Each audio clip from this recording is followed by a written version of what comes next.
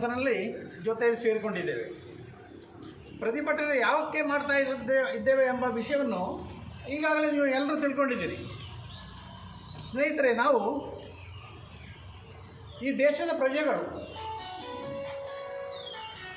ಈ ದೇಶದಲ್ಲಿ ನಮಗೆ ಎಲ್ಲ ರೀತಿಯ ಹಕ್ಕು ಕೂಡ ಕೊಟ್ಟಿದ್ದಾರೆ. ಪ್ರಜಾಪ್ರಭುತ್ವದಲ್ಲಿ ನಮಗೆ ಯಾವ್ಯಾವ ಹಕ್ಕಿದೆಯೋ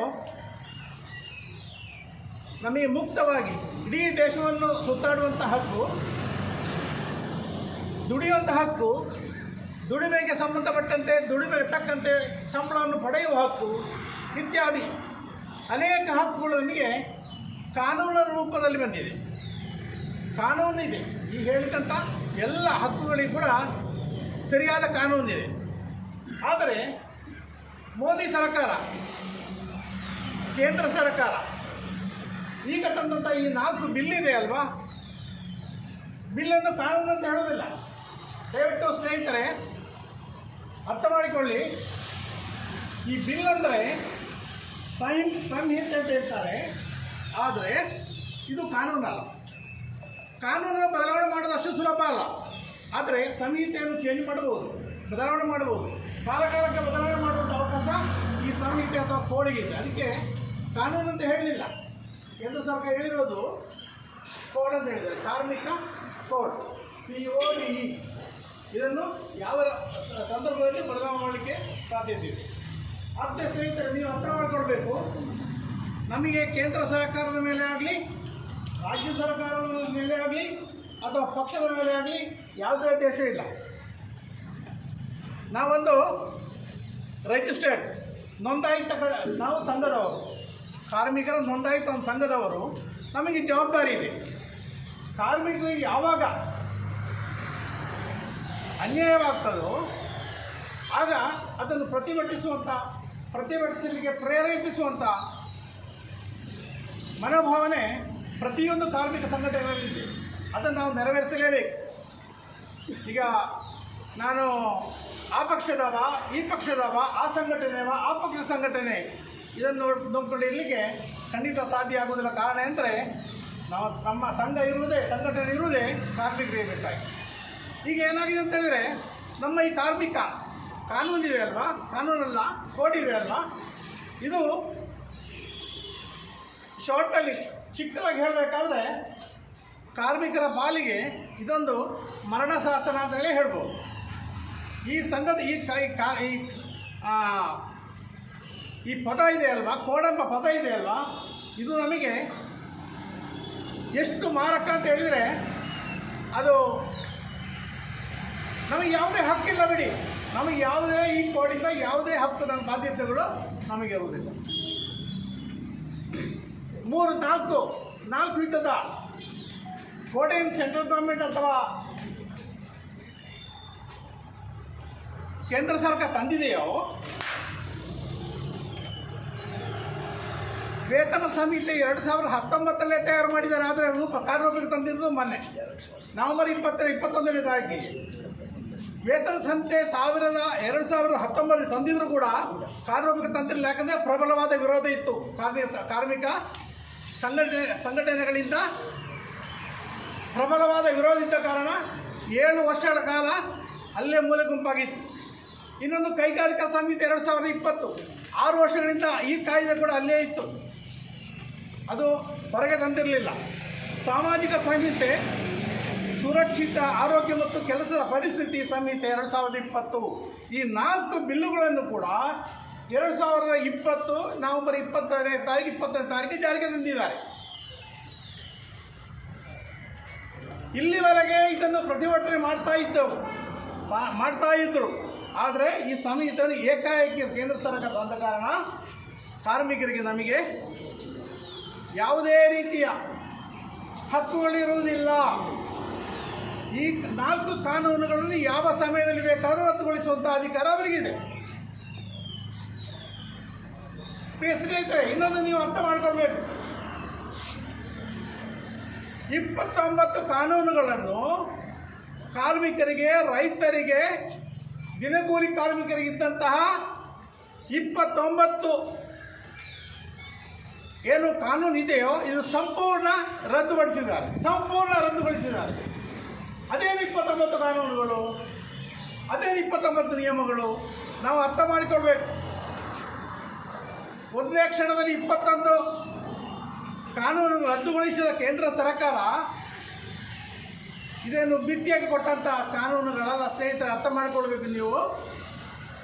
1886ರಲ್ಲಿ 139 ವರ್ಷಗಳ ಹಿಂದೆ ತಂದಂಥ ಕಾನೂನಿಗೆ ಏಕಾಏಕಿ ರದ್ದು ಮಾಡಿದ್ದಾರೆ. ಅಮೆರಿಕದ ಚಿಕಾಗೋದಲ್ಲಿ ಕಾರ್ಮಿಕರ ಪ್ರತಿಭಟನೆಯಿಂದ ರೂಪುಗೊಂಡಂಥ ಕಾನೂನು 1886ರಲ್ಲಿ 139 ವರ್ಷಗಳ ಹಿಂದೆ. ಈಗೇನು ಮಾಡಿದ್ದಾರೆ? ಕಾನೂನನ್ನು ರದ್ದೇ ಮಾಡಿಬಿಟ್ಟಿದ್ದಾರೆ. ಏನು ಕಾನೂನು ನೋಡಿ, ಕಾರ್ಮಿಕರಿಗೆ ಯಾವುದಾದ್ರೂ ಒಂದು ವಿಧದಲ್ಲಿ ಎಲ್ಲಿ ಸ್ಪಷ್ಟವಾದ ಅನ್ಯಾಯ ಆಗ್ತಿದೆಯೋ ಕಾರ್ಮಿಕರು ಪ್ರತಿಭಟನೆಗಳಿದ್ದಾರೆ. ಪ್ರತಿಭಟನೆ ನೀಡಿದಾಗ ಸಾಧಕ ಬಾಧಕಗಳನ್ನು ನೋಡಿಕೊಂಡು ಸರ್ಕಾರ ಒಂದು ಕಾನೂನು ರೂಪಿಸ್ತಾರೆ. ಆ ರೀತಿ ರೂಪಿಸಿದಂಥ ಕಾನೂನೇ ಏನು 29 ಕಾನೂನು. ಈಗ ಮೋದಿ ಸರ್ಕಾರ ಏನು ಮಾಡಿದ್ದಾರೆ ಅಂದರೆ ದಿಢೀರ್ 8 ಗಂಟೆ ದುಡಿಯುವ ಏನು ಅವಧಿ ಇದೆ ಅಲ್ವಾ, ಅದನ್ನು 10 ಗಂಟೆಯಿಂದ 12 ಗಂಟೆವರೆಗೆ ಅದು ಒಂದು ದಿನದ 8 ಗಂಟೆಯನ್ನು 10 ಗಂಟೆಗೆ ಏರಿಸಿದ್ದಾರೆ. ಅದು ಈಗ 12ಕ್ಕೆ ಮುಟ್ಟಿದೆ. ಅದೇ ಹೇಳಿ ನಾನು 139 ವರ್ಷಗಳ ಹಿಂದೆ ಪ್ರತಿಭಟನೆಯಲ್ಲಿ ಜನಸಾಮಾನ್ಯ ಕಾರ್ಮಿಕರಿಗೆ ಬರೀ 8 ಗಂಟೆ ದುಡಿಯುವಂಥ ಅವಕಾಶ ಇತ್ತು. ನಮ್ಮ ಭಾರತ ದೇಶದಲ್ಲಿ ಸ್ವಾತಂತ್ರ್ಯದ ನಂತರ 1948ರಲ್ಲಿ ಈ ಕಾನೂನು ತಂದಿದ್ದು ಭಾರತ ದೇಶದಲ್ಲಿ. ಏನು ಕಾನೂನು? 8 ಗಂಟೆ ದುಡೀರಿ, 8 ಗಂಟೆ ವಿಶ್ರಾಮ ತಗೊಳ್ಳಿ, ಇನ್ನು 8 ಗಂಟೆ ನಿಮ್ಮ ಇತರ ಕೆಲಸ ಮಾಡಿಕೊಳ್ಳಿ. 14 ಗಂಟೆ ವಿಶ್ರಾಂತಿ, 8 ಗಂಟೆ ಡ್ಯೂಟಿ, 8 ಗಂಟೆ ನಮ್ಮ ಶ್ರಮ. ಯಾವುದೇ ಇರಲಿ, ಯಾವುದೇ ಫೀಲ್ಡ್ ಇರಲಿ, ಅದು ಕಾರ್ಖಾನೆ ಇರ್ಬೋದು, ಕಂಪನಿಗಳಿರ್ಬೋದು, ಈ ಥರ ಯಾವುದೇ ಫಾರ್ಮ್ಗಳಿರ್ಬೋದು. ಆದರೆ ನಮಗೆ ಭಾರತ ದೇಶದಲ್ಲಿ ಕೇವಲ 8 ಗಂಟೆ ದುಡಿಯುವಂಥ ಒಂದು ಅವಕಾಶ ಕಾನೂನಿತ್ತು. ಆದರೆ ಈಗ ಕೇಂದ್ರ ಸರ್ಕಾರ ಅಥವಾ ಮೋದಿ ಸರ್ಕಾರ ಏನು ಮಾಡಿದೆ ಅಂತ ಹೇಳಿದರೆ 12 ಗಂಟೆ ದುಡೀರಿ, ಸಂಬಳ ಏನು ಜಾಸ್ತಿ ಕೊಡ್ತೀನಿ ಅಂತ ಹೇಳಲಿಲ್ಲ. ಸ್ನೇಹಿತರೆ, ನಮಗೇನು ಅರ್ಥ ಆಗಲಿಲ್ಲ ಇದರ ಬಗ್ಗೆ. ನಮ್ಮ ಮಕ್ಕಳು ನಾವು ಓದಿಸ್ತಾ ಇದ್ದಾರೆ, ಕಷ್ಟಪಟ್ಟು ಓದಿಸಿದ ಮಕ್ಕಳು ನಾಳೆ ಬೆಂಗಳೂರಿಗೆ ಹೋಗ್ತಾರೆ, ಡೆಲ್ಲಿ ಹೋಗ್ತಾರೆ, ಮಹಾರಾಷ್ಟ್ರಕ್ಕೆ ಹೋಗ್ತಾರೆ, ಇತರ ರಾಜ್ಯಗಳಿಗೆ ಹೋಗ್ತಾರೆ, ಅಲ್ಲಿ ದುಡಿಬೇಕು. ಇದೇನು ಕರ್ನಾಟಕ ಬಂದ ಕಾನೂನಲ್ಲ, ಇಡೀ ದೇಶಕ್ಕೆ ತಂದಂಥ ಕಾನೂನು ಬದಲಾವಣೆ. ನಮ್ಮ ಮಕ್ಕಳು ಏನು ಮಾಡಬೇಕು ಹೇಳಿ? ನಾವು ಕಷ್ಟಪಟ್ಟು ಇಂಜಿನಿಯರ್ ಮಾಡಿದ್ದೇವೆ, ಕಷ್ಟಪಟ್ಟು ಓದಿಸಿದ್ದೇವೆ. ನಾವು ಬೆಳಗಿಂದ ಸಂಜೆವರೆಗೆ ದುಡಿದು ಮಕ್ಕಳನ್ನು ಓದಿಸಿ ನಾವು ಕಳಿಸ್ತೇವೆ ಒಂದು ಕಂಪನಿ ಕೆಲಸ ಮಾಡಿ ಅಂತ ಹೇಳಿದರೆ ಹೇಳಿ, ಅಲ್ಲಿ ಏನು ಕೊಡ್ತಾರೆ ಅವರು? ಈಗ ತಂದ ನಿಯಮ ಪ್ರಕಾರ ಯಾವುದೇ ಪರ್ಮನೆಂಟ್ ಇಲ್ಲ. ಸ್ನೇಹಿತರೆ, ಅರ್ಥ ಮಾಡಿಕೊಳ್ಳಿ ನೀವು. ಪರ್ಮನೆಂಟ್ ಇಷ್ಟವರೆಗೆ ಇದ್ದಂಥ ಪರ್ಮನೆಂಟ್ ಜಾಬ್ ಈಗ ಜಾಬ್ ಫಸ್ಟಿಗೆ ಕೊಡ್ತಾರೆ, ಜಾಬ್ ಲೆಟರ್ ಕೊಡ್ತಾರೆ, ಬನ್ನಿ ನಿಮ್ಮನ್ನು ಕೆಲಸಕ್ಕೆ ತಗೊಂಡಿದ್ದೇವೆ, ಅದು ಜಾಬ್ ಲೆಟರ್ ಕೊಡಬೇಕು. ಅದೇ ಮೋಡಿ ಇರ್ತಾ ಇರೋದು. ಈ ಹಿಂದೆ ಕೊಟ್ಟ ಕಾಂಟ್ರಾಕ್ಟ್ ಬೇಸಿಕ್ ಇಲ್ಲ, ಇನ್ನು ಮುಂದೆ ನಿಮಗೆ ಪರ್ಮನೆಂಟ್ ಕೊಟ್ಟು ಬಿಡ್ತೇವೆ ಅಂತೀವಿ. ಆದರೆ ಎಲ್ಲಿವರೆಗೆ ನಿಮಗೆ ಪರ್ಮನೆಂಟ್ ಮಾಡ್ತೇವೆ ಅಂತ ಮಾತ್ರ ಹೇಳಲಿಲ್ಲ. ನಿಮ್ಮನ್ನು ಎಷ್ಟರವರೆಗೆ ಪರ್ಮನೆಂಟ್ ಮಾಡಿದ್ರೆ ಕೇಂದ್ರ ಸರ್ಕಾರ ಅಥವಾ ಈ ಕಾಡಲ್ಲಿ ಇಲ್ಲ, ಈ ಏನು ಸಂಹಿತೆಯಲ್ಲಿ ಇಲ್ಲ. ಅದು 1 ವರ್ಷಕ್ಕಾಗಿರ್ಬೋದು, 2 ವರ್ಷಕ್ಕಾಗಿರ್ಬೋದು, 4 ವರ್ಷಕ್ಕಾಗಿರ್ಬೋದು. ಆಮೇಲೆ ಹೋಗಬೇಕು ಹೊರಗಡೆ. ನೀವು ಕೊಡುವಂಥ ಸಂಬಳವನ್ನು ಹೆಚ್ಚು ಮಾಡಿಕೊಳ್ಬೇಕು ಅಂತೇಳಿ ನಿಮಗೆ ಕೇಳುವಂಥ ಹಕ್ಕಿಲ್ಲ. ಈಗ ಉದಾಹರಣೆ ಹೇಳ್ತಾರೆ, 15,000ಕ್ಕೆ ಒಂದು ಕೆಲಸಕ್ಕೆ ಒಬ್ಬರಿಗೆ ಅಪಾಯಿಂಟ್ಮೆಂಟ್ ಆರ್ಡರ್ ಕೊಡ್ತಾರೆ ಒಂದು ಕಂಪನಿಯವರು. ಒಂದು ಮಾಸಿಕ ಅಥವಾ ಸಂಬಳ ಫಿಕ್ಸ್ ಮಾಡ್ತಾರೆ. ಈ ಹಿಂದೆ ಕಾನೂನು ಪ್ರಕಾರ ಅದನ್ನು ಜಾಸ್ತಿ ಮಾಡೋದು ಅಂತ ಏರಿಯಸ್ ಮಾಡುವಂಥದ್ದು, ಸಂಬಳದಲ್ಲಿ ತಿದ್ದುಪಡಿ ಮಾಡುವಂಥದ್ದು, ಬೋನಸ್ ಕೊಡುವಂಥದ್ದು, ಈ ಥರ ಅನೇಕ ಅವಕಾಶಗಳಿತ್ತು. ಆದರೆ ಈಗ ಈ ಕಾನೂನಿನಿಂದ ಆ ಯಾವ ಅವಕಾಶಗಳು ಕೂಡ ಈ ಕಾನೂನಿನ ಒಳಗಡೆ ಇಲ್ಲ. ಹಾಗಾಗಿ ನಾವೇನು ಮಾಡಬೇಕಂದ್ರೆ ಅವರು ಕೊಟ್ಟಂಥ ಅವಧಿಗೆ 2 ವರ್ಷ, 3 ವರ್ಷ, 4 ವರ್ಷ, ಎಷ್ಟು ವರ್ಷಕ್ಕೆ ನಮಗೆ ಕೆಲಸ ಅವಧಿ ಕೊಟ್ಟಿದ್ದಾರ, ಆಗ ನಾವೇನು ಮಾಡಬೇಕು? ನಮ್ಮ ಮಕ್ಕಳು ಹೊರಗಡೆ ಬರಬೇಕು. ಕಂಪ್ನಿಯಿಂದ ಹೊರಗಡೆ ಏನೂ ಪ್ರಶ್ನೆ ಮಾಡುವಾಗಿಲ್ಲ. ನಾವು ಅವ್ರು ಕೊಟ್ಟ ಸಂಬಳ, ಅವ್ರು ಕೊಟ್ಟ ಅವಧಿ 12 ಗಂಟೆಯಿಂದ 12 ಗಂಟೆನೇ ಕೆಲಸ ಮಾಡಬೇಕು, 10 ಗಂಟೆಯಿಂದ 10 ಗಂಟೆನೇ ಕೆಲಸ ಮಾಡಬೇಕು. ಅರ್ಧ ಗಂಟೆ ಏನಾದರೂ ನೀವು ಹೊರಗಡೆ ಹೋದರೆ, ಅರ್ಧ ಗಂಟೆ ನೀವು ವಿಶ್ರಾಂತಿ ಹೊರಗಡೆ ತೆಗೆದರೆ ಮಿಸ್ ಅವರ್ ಏನು ಬರೀತಾರೆ? ಸಮಯವನ್ನು ಮಿಸ್ ಮಾಡಿಕೊಂಡಿದ್ದಾರೆ, ಕೊಟ್ಟ ಸಮಯದಲ್ಲಿ ಕೆಲಸ ಮಾಡಲಿಲ್ಲ.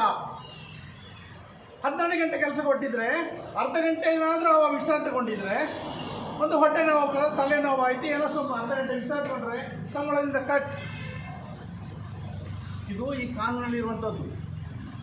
ನೀವು ಯಾಕಪ್ಪ ಇದನ್ನು ಪ್ರತಿಭಟನೆ ಮಾಡ್ತೀರಿ? ಕೇಂದ್ರ ಸರ್ಕಾರದಂಥ ಕಾನೂನನ್ನು ನೀವು ಯಾಕೆ ಪ್ರತಿಭಟನೆ ಮಾಡಿದ್ರಿ? ಈ ಪ್ರಶ್ನೆ ಕೆಲವು ನಂತರ ಕೇಳಿದರು. ಅದಕ್ಕಾಗಿ ನಾನು ಈ ಉತ್ತರ ಹೇಳ್ತಾ ಇದ್ದೇನೆ. ಇದರ ಸಾಧಕ ಬಾಧಕವನ್ನು ನೋಡಬೇಕಾದ್ರೆ ಇನ್ನೊಂದು 1 ವರ್ಷ ಹೋಗಬೇಕು, ಆಗ ಪ್ರತಿಯೊಬ್ಬರಿಗೆ ಅರ್ಥವಾಗ್ತದೆ. ಇಡೀ ದೇಶದಲ್ಲಿ ನಮಗೆ ದುಡಿಯುವ ವರ್ಗಕ್ಕೆ ಯಾವುದೇ ಅಧಿಕಾರ ಇನ್ನು ಮುಂದೆ ಇಲ್ಲ. ಕೇಂದ್ರ ಸರ್ಕಾರ ಹೇಳಿದ್ದಾರೆ, ನೋಡಿ ಕಡಿಮೆ ದುಡಿಯುವಂಥ ಕಾರ್ಮಿಕರು ನಿಮಗೆ ಕೊಡ್ತೇವೆ, ಬನ್ನಿ ನಮ್ಮ ದೇಶದಲ್ಲಿ ಹೂಡಿಕೆ ಮಾಡಿ, ದೊಡ್ಡ ದೊಡ್ಡ ಕಂಪನಿ ಸ್ಥಾಪನೆ ಮಾಡಿಕೊಳ್ಳಿ. ನಾವು ಈ ಕಾನೂನು ತಂದಿದ್ದೇವೆ, ನಿಮಗೇನು ತೊಂದರೆ ಇಲ್ಲ, ಹಣ ಹೂಡುವವರಿಗೆ ಯಾವ ತೊಂದರೆ ಇಲ್ಲ, ಯಾವ ಹೆದರಿಕೆಯೂ ಇಲ್ಲ. ಇವರೆಲ್ಲ ಕಂಟ್ರೋಲ್ ಇಟ್ಕೊಂಡಿದ್ದೆ ನಾವು. ನಮ್ಮ ಕಾನೂನು ಪ್ರಕಾರ ನಮ್ಮ ಕಂಟ್ರೋಲ್ ಇದ್ದಾರೆ. ನಮ್ಮ ದೇಶದ ಕಾರ್ಮಿಕರು, ದುಡಿಯೋ ವರ್ಗಗಳು ನಮ್ಮ ಕಂಟ್ರೋಲಿದೆ. ಬನ್ನಿ, ಎಷ್ಟು ಬೇಕಾದ್ರೂ ಹಣ ಸುರಿಯಿರಿ ಭಾರತ ದೇಶದಲ್ಲಿ, ಯಾವ ಕಂಪನಿ ಬೇಕಾದ್ರೂ ಕಟ್ಟಿ, ನಿಮಗೆ ಯಾವ ತೊಂದರೆ ಬರೋದಿಲ್ಲ. ಇವರನ್ನು ದುಡಿಸಿ, ಸಿಕ್ಕಾಪಟ್ಟೆ ನಿಮಗೆ ಬೇಕಾದ ದುಡಿಸಿಕೊಳ್ಳಿ. 3-4 ಸಂಬಳ ಕೊಡಿ, ಹೊರಟೋಗಿ, ನೀವು ಲಾಭನೆಲ್ಲ ತಗೊಂಡೋಗಿ. ಇದೇ ಕಾನೂನು ಹೇಳ್ತಾ ಇರೋದು, ಈ ಕಾನೂನು ಹೇಳ್ತಾ ಇರೋದು. ಸ್ನೇಹಿತರೆ, ನಾವು ಅರ್ಥ ಮಾಡಿಕೊಳ್ಬೇಕು. ಹಳೆ ಏನು ಕಾನೂನುಗಳಲ್ಲಿ ತೆಗೆದು ದೂರ ಬಿಸಾಡಿ ಹೊಸ ಕಾನೂನುಗಳು, ಜನರಿಗೆ ಅನುಕೂಲವಾಗುವಂಥ ಕಾನೂನುಗಳು ಹೇಳ್ತಾ ಇದ್ದಾರೆ. ನೀವು ಕೇಳಿರ್ಬೋದು, 2 ವರ್ಷಗಳ ಹಿಂದೆ ರೈತರಿಗೆ ತಂದಂಥ ಕಾನೂನು ಏನಾಯಿತು ಗೊತ್ತಿದೆಯಲ್ಲ ನಿಮಗೆಲ್ಲ. ವರ್ಷಗಟ್ಟಲೆ ಪ್ರತಿಭಟನೆ ಮಾಡಿದರು ರೈತರು. ವರ್ಷಗಟ್ಟಲೆ ಪ್ರತಿಭಟನೆ ಫಲವಾಗಿ ಕೊನೆಗೆ ಆ ಬಿಲ್ಲನ್ನು ವಾಪಸ್ ತೆಗೆದು ಕೇಂದ್ರ ಸರ್ಕಾರ. ಅಂದರೆ ಮಾರಕವಾದ ಅಂಶ ಆ ಕಾನೂನಲ್ಲಿ. ಆಗ ಪ್ರಬಲವಾದ ವಿರೋಧ ಇತ್ತು. ಎಲ್ಲ ಸಂಘಟನೆಗಳು, ಎಲ್ಲ ಪಕ್ಷವರು ಸೇರಿಕೊಂಡು ಹೋರಾಟ ಮಾಡಿದರು, ಬಿಲ್ಲನ್ನು ವಾಪಸ್ ತೆಗೆದು. ಈಗೇನು ಮಾಡ್ತಾರೆ, ಅದನ್ನು ವಾಪಸ್ ತೆಗೆದರೆ ಇನ್ನೊಂದು ರೀತಿಯಲ್ಲಿ ತರ್ತಾ ಇದ್ದಾರೆ. ಯಾವ ರೀತಿಯಲ್ಲಿ ತರ್ತಾ ಇದ್ದಾರೆ ನಿಮಗೆ ಗೊತ್ತಿರ್ಬೋದು. ಈಗ ನಮ್ಮ ಭಾರತ ದೇಶವನ್ನು ಅಮೆರಿಕವನ್ನು ಒಪ್ಪಂದ ಮಾಡಿಕೊಂಡಿದ್ದಾರೆ. ಭಾರತ ಮತ್ತು ಅಮೆರಿಕ ಒಪ್ಪಂದ ಮಾಡಿಕೊಂಡಿದ್ದಾರೆ. ಸುಮಾರು 45 ಲಕ್ಷ ಕೋಟಿ ರೂಪಾಯಿ ವ್ಯವಹಾರ ಮಾಡಿಕೊಳ್ಳಲಿಕ್ಕೆ ಒಪ್ಪಂದ ಮಾಡಿಕೊಂಡಿದ್ದಾರೆ. ಎಷ್ಟು ಹೇಳಿ? 45 ಲಕ್ಷ ಕೋಟಿ ಅಮೆರಿಕ ಮತ್ತು ಭಾರತ ಒಪ್ಪಂದ ಮಾಡಿಕೊಂಡಿದ್ದಾರೆ ಇತ್ತೀಚೆಗೆ. ನೀವು ಯೂಟ್ಯೂಬಲ್ಲಿ ನೋಡ್ಬೋದು, ನಿಮಗೆ ಎಲ್ಲ ಗೊತ್ತಾಗ್ತದೆ. ಏನಾದರೂ ಭಾಷಣ ಮಾಡಿ ಹೋಲಿಕೆ ಯಾರಿಗೂ ಬರೋದಿಲ್ಲ. ನಾಳೆ ನೀವು ಅಡ್ಡಗಟ್ಟಿ ಕೇಳ್ತೀರಿ, ನೀವೇನು ಭಾಷಣ ಮಾಡಿದಿರಿ, ಆ ಕಾಲ ನೀವು ಹೇಳಿದಾಗಿಲ್ಲಲ್ಲ, ಈಗಿದೆ ಅಲ್ಲ ಅಂತ ನೀವು ನಾಳೆ ನನ್ನ ಪ್ರಶ್ನೆ ಕೇಳ್ಬೋದು. ಏನು ಒಪ್ಪಂದ ಮಾಡಿಕೊಂಡಿದ್ದಾರೆ ಅಂದರೆ ಯೋಚನೆ ಮಾಡಿ ನೀವು. ನಮ್ಮ ದೇಶದಿಂದ 1 kg ಅಕ್ಕಿ ಅಮೆರಿಕಕ್ಕೆ ಮಾರಾಟ ಮಾಡಬೇಕಾದ್ರೆ ನಾವು ಅದರ ಮೇಲೆ ಟ್ಯಾಕ್ಸ್ ಹಾಕ್ತೇವೆ ನಾವು. ನಮ್ಮ 1 kg ಅಕ್ಕಿ ಇಲ್ಲಿ 60 ರೂಪಾಯಿ ಇದ್ದರೆ 40% ಟ್ಯಾಕ್ಸ್ ನಾವು ಹಾಕಿದರೆ ಆ ಅಕ್ಕಿಯನ್ನು ಅವರು ಅಮೆರಿಕದಲ್ಲಿ 100 ರೂಪಾಯಿಗೆ ಸೇಲ್ ಮಾಡಬೇಕು. ಇದನ್ನು ಅರ್ಥ ಆಗೋ ರೀತಿಯಲ್ಲಿ ಹೇಳ್ತಾ ಇದ್ದಾರೆ ನಾವು. 1 kg ಅಕ್ಕಿ ಭಾರತ ದೇಶದಲ್ಲಿ 60 ರೂಪಾಯಿ ಇದೆ, ಅದರ ಮೇಲೆ 40% ಟ್ಯಾಕ್ಸ್ ಅಮೆರಿಕಕ್ಕೆ ಹೋಗಬೇಕಾದಂತೆ ರಫ್ತು ಮಾಡಬೇಕಾದ್ರೆ ಆ ಅಕ್ಕಿಯನ್ನು ಅಮೆರಿಕದಲ್ಲಿ ಎಷ್ಟಾಗಿ ಮಾಡಬೇಕು? 100 ರೂಪಾಯಿಗೆ ಮಾರಾಟ ಮಾಡಬೇಕು. ಅರ್ಥ ಮಾಡಿಕೊಳ್ಳಿದ್ದೆ, ದಯವಿಟ್ಟು ನೀವು ಅರ್ಥ ಮಾಡಿಕೊಳ್ಳಿ. ಈ ಒಪ್ಪಂದ ನಮಗೆ ಯಾವ ರೀತಿ ಮಾರಕ ಅಂದರೆ ಅರ್ಥ ಮಾಡಿಕೊಳ್ಳಿ. ಆದರೆ ಈ ಮೊನ್ನೆ ಮಾಡಿದ 45 ಲಕ್ಷ ಕೋಟಿಯ ವ್ಯವಹಾರದಲ್ಲಿ ಅಮೆರಿಕದ ವಸ್ತುಗಳಿಗೆ, ನಮ್ಮ ವಸ್ತುಗಳಿಗೆ ಎಷ್ಟಿಲ್ಲ, ಫ್ರೀ ತಗೊಂಡೋಗಿ ಎಷ್ಟು ಬೇಕಾದ್ರೆ ತಗೊಂಡು. ಆದರೆ ನೀವು ಅಲ್ಲಿಂದ ತರುವಂಥದ್ದಕ್ಕೆ ಟ್ಯಾಕ್ಸ್ ಆಗ್ತದೆ. ಅರ್ಥ ಮಾಡಿಕೊಳ್ಬೇಕು ನಾವು. ಅಲ್ಲಿ ಈಗ 45 ರೂಪಾಯಿ ಆ ವಸ್ತುವನ್ನು ಟ್ಯಾಕ್ಸ್ ಕೊಟ್ಟು ಇಲ್ಲಿ ತರಬೇಕಾದ್ರೆ ನಾವು ಅದನ್ನು 80 ರೂಪಾಯಿ 85 ರೂಪಾಯಿ ಸೇಲ್ ಮಾಡಬೇಕು. ಇದರಲ್ಲಿ ಏನು ಸಮಸ್ಯೆ ಆಗಿದೆ ಅಲ್ವಾ? ಏನು ಸಮಸ್ಯೆ ಆಗಿದೆ? 45 ರೂಪಾಯಿಗೆ ಅಮೆರಿಕದಲ್ಲಿ ಅಕ್ಕಿ ಮಾರಿದರೆ 185 ರೂಪಾಯಲ್ಲಿ ಭಾರತದಲ್ಲಿ ನಾವು ಮಾರಾಟ ಮಾಡಬೇಕಂದ್ರೆ ನಮ್ಮ ರೈತರು, ನಾವು ಇಲ್ಲಿ ಬೆಳೆದ ಅಕ್ಕಿಯನ್ನು ಯಾರಿಗೆ ಕೊಡಲಿ ನಾವು? ಉದಾಹರಣೆ ಹೇಳಿದರಷ್ಟೇ, ನಾನು ನಿಮಗೆ ಉದಾಹರಣೆ ಹೇಳಿದರಷ್ಟೇ. ಅಮೆರಿಕ ಮತ್ತು ಭಾರತ ಮಾಡಿಕೊಂಡ ಈ ಒಂದು ಒಪ್ಪಂದದಿಂದ ನಮ್ಮ ಲಕ್ಷಾಂತರ ರೈತರು ಬೀದಿಗಿಳಿಯುವಂಥ ಪರಿಸ್ಥಿತಿ ಇದೆ. ಇದನ್ನೇ ನಾವು ಅರ್ಥ ಮಾಡಿಕೊಳ್ಬೇಕಾದ್ರೆ ಇದಕ್ಕೆ ನಾವು ಪ್ರತಿಭಟನೆ ಮಾಡ್ತೇವೆ. ಕಟ್ಟಡ ಕಾರ್ಮಿಕರು ಯಾಕೆ ಇವತ್ತು ಪ್ರತಿಭಟನೆ ಮಾಡೋದು? ನನಗೆ ಕೆಲವರು ಪ್ರಶ್ನೆ ಕೇಳಿದರು, ಇದು ಯಾರಿಗೆ ಸಂಬಂಧಪಟ್ಟದ್ದು? ರೈತರು ದುಡಿದ್ರೆ ನಮಗೆ ಊಟ, ಕಾರ್ಮಿಕರು ಕೆಲಸ ಮಾಡಿದ್ರೆ ಮಾತ್ರ ದೇಶ. ಕಾರ್ಮಿಕರು ಕೆಲಸ ಮಾಡಿದ ದೇಶನೂ ಇಲ್ಲ, ರೈತರು ದುಡಿಯಿದ್ರೆ ನಮಗೆ ಊಟ ಅನ್ನೋದಿಲ್ಲ. ಸ್ನೇಹಿತರೆ, ನಾವು ಇದನ್ನು ಅರ್ಥ ಮಾಡಿ ಇದನ್ನು ಪ್ರಬಲವಾಗಿ ವಿರೋಧಿಸಬೇಕು. ಇನ್ನೊಂದು ಹೇಳ್ತಾರೆ, ಏನು? ಸುರಕ್ಷಿತ ಆರೋಗ್ಯ ಮತ್ತು ಕೆಲಸದ ಪರಿಸ್ಥಿತಿ ಸಂಹಿತೆ 2020 ಸುರಕ್ಷತೆ. ಮಹಿಳೆಯರಿಗೆ ಇಷ್ಟವರೆಗೆ ರಾತ್ರಿ ವೇಳೆ ಕೆಲಸ ಮಾಡಲಿಕ್ಕೆ ಅವಕಾಶ ಇರಲಿಲ್ಲ, ಬೇಕಾದ್ರೂ ಮಾಡೋದು. ಈಗ ಮುಕ್ತವಾಗಿ ಅವಕಾಶ ಕೊಟ್ಟಿದ್ದಾರೆ. ಹೋಗಿ ಎಷ್ಟೊತ್ತಿಗೆ ಯಾವ ಕಂಪ್ನಿಯಲ್ಲಿ ಬೇಕಾದ ಕೆಲಸ ಮಾಡಿಕೊಳ್ಳಿ. ಅರ್ಥ ಮಾಡಿ ನೀವು. ಈ ಪರಿಸ್ಥಿತಿಯಲ್ಲಿ ರಾತ್ರಿ ವೇಳೆಯಲ್ಲಿ ಮಹಿಳೆಯರಿಗೆ ಕೆಲಸ ಮಾಡಲು ಅವಕಾಶ ಇಲ್ಲದಿದ್ದಾಗಲೇ ರೈತರ ಎಷ್ಟು ಮಹಿಳೆಯರ ಮೇಲೆ ಅತ್ಯಾಚಾರ ಆಗಿದೆ, ಎಷ್ಟು ಮಹಿಳೆಯರನ್ನು ಕೊಂದಾಕಿದ್ದಾರೆ ಅತ್ಯಾಚಾರ ಮಾಡಿ, ಎಷ್ಟು ಮಹಿಳೆಯರು ಸುರಕ್ಷಿತವಾಗಿದ್ದಾರೆ. ಈಗ ಈ ಅವಧಿಯಲ್ಲಿ ಮೋದಿ ಸರ್ಕಾರ ಏನು ಹೇಳ್ತಾರೆ? ಇಡೀ ದೇಶದ ಮಹಿಳೆಯರಿಗೆ ಮುಕ್ತ ಅವಕಾಶ ಕೊಟ್ಟಿದ್ದಾರೆ. 24 ಗಂಟೆ ಕೆಲಸ ಮಾಡಿ, ನೀವು 12 ಗಂಟೆ ಬೇಕಾದ್ರೆ ಕೆಲಸ ಮಾಡಿ, ಸುರಕ್ಷಿತ ಕೊಡಬೇಕು. ಕಂಪನಿಯವರಿಗೆ ಹೇಳ್ತಾರೆ ಕೇಂದ್ರ ಸರ್ಕಾರ, ಮಹಿಳೆಯರನ್ನು ಬೇಕಾಪಟ್ಟು ನೀವು ಕೆಲಸ ಮಾಡಿಸಿಕೊಳ್ಳಿ, ಒಂದು ಭದ್ರತೆ ಕೊಡಿ. ಸ್ವಾಮಿ, ಈಗಲೇ ನಿಮಗೆ ಭದ್ರತೆ ಕೊಡಲಿಕ್ಕೆ ಆಗಲಿಲ್ಲ. ನಿಮಗೆ ಭದ್ರತೆ ಕೊಡಲಿಕ್ಕೆ ಆಗಲಿಲ್ಲ. ನಮ್ಮ ಸಾವಿರ ಲಕ್ಷಾಂತರ ಹೆಣ್ಣು ಮಕ್ಕಳನ್ನ ಅತ್ಯಾಚಾರ ಮಾಡ್ಕೊಂತ ಹಾಕಿದ್ದಾರೆ. ಇದು ಸಾಮಿದ್ಯನಾ? ಇದನ್ನು ನಾವು ಒಪ್ಪಿಕೊಳ್ಬೇಕಾ? ಇವತ್ತು ನಾವು ಪ್ರಯತ್ನ ಮಾಡಬೇಕಾ ಬೇಡ? ನೀವೇ ಹೇಳಿ. ನಾನು ಯಾವ ಪಾರ್ಟಿಯ ವಿರೋಧನೂ ಅಲ್ಲ, ನಮ್ಮ ಸಂಘ ಯಾವ ಪಕ್ಷಕ್ಕೆ ಸೇರಿದ್ದು ಅಲ್ಲ. ನಮ್ಮ ಶ್ರಮಿಕ ಸಂಘ ಕಾಂಗ್ರೆಸ್ ಅಲ್ಲ, BJP ಅಲ್ಲ, ಕಮ್ಯುನಿಸ್ಟು ಅಲ್ಲ, ದಳವೂ ಅಲ್ಲ. ನಾವು ಕಾರ್ಮಿಕರ ಸಂಘ. ಕಾರ್ಮಿಕರಿಗೆ ಎಲ್ಲಿ ಅನ್ಯಾಯ ಆಗಿದೆ ಅದನ್ನು ಪ್ರತಿಭಟನೆ ಮಾಡುವುದು ನಮ್ಮ ಧರ್ಮ. ಇಲ್ಲದ್ರೆ ನಾವು ಇದ್ದು ಇಲ್ಲದಾಗಿ. ನಾನು ಮೊನ್ನೆ ಕಮ್ಯುನಿಸ್ಟ್ ಅವರು ಬಂದರು, ನಾನು ಭಾಷಣ ಮಾಡಿದೆ. ಇದೇ ವಿಷಯ ಒಂದು 3-4 ವಿಷಯ ಮಾತಾಡಿದೆ. ಮನೆಗೆ ಹೋಗ್ಬೇಕಾದ್ರೆ 25 ಕಡೆ ತಕ್ಕ ಹೋದ ನನಗೆ, BJP ವಿರುದ್ಧ ನೀರು ಪಾತರಿ ಯಾರು? ಮೋದಿಯನ್ನು ಯಾರು? ಮೋದಿ ನಮಗೆ ವಿರೋಧ ಅಲ್ಲ. ಪ್ರಧಾನಮಂತ್ರಿ, ನಮ್ಮ ದೇಶದ ಪ್ರಧಾನಮಂತ್ರಿ ತಂದಂಥ ಕಾನೂನನ್ನು ನಾವು ವಿರೋಧಿಸ್ತೇವೆ. ಅದು ಸಿದ್ದರಾಮಯ್ಯ ಕಾನೂನು ನಾವು ವಿರೋಧಿಸ್ತೇವೆ. ಇವತ್ತು ನಾವು ಪ್ರಶ್ನೆ ಕೇಳ್ತೇವೆ, ಸಿದ್ದರಾಮಯ್ಯನಲ್ಲಿ ಕಾನೂನು ಎಷ್ಟು ಸಮಯ? 2025 ನವೆಂಬರ್ 21ನೇ ತಾರೀಕಿಗೆ ಕಾನೂನು ಬಂದರೆ ಇನ್ನು 10 ದಿನ, 1 ತಿಂಗಳಾಯಿತು.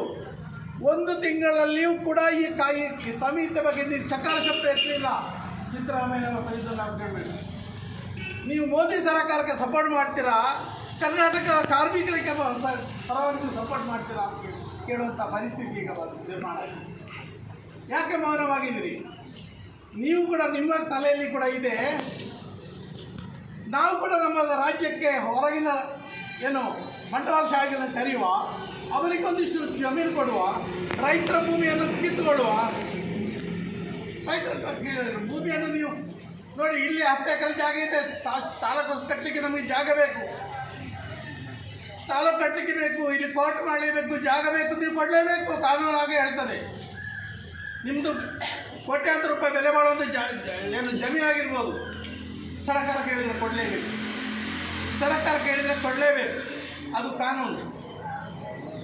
ನಾವು ಏನು ಮಾಡುವಾಗಿಲ್ಲ.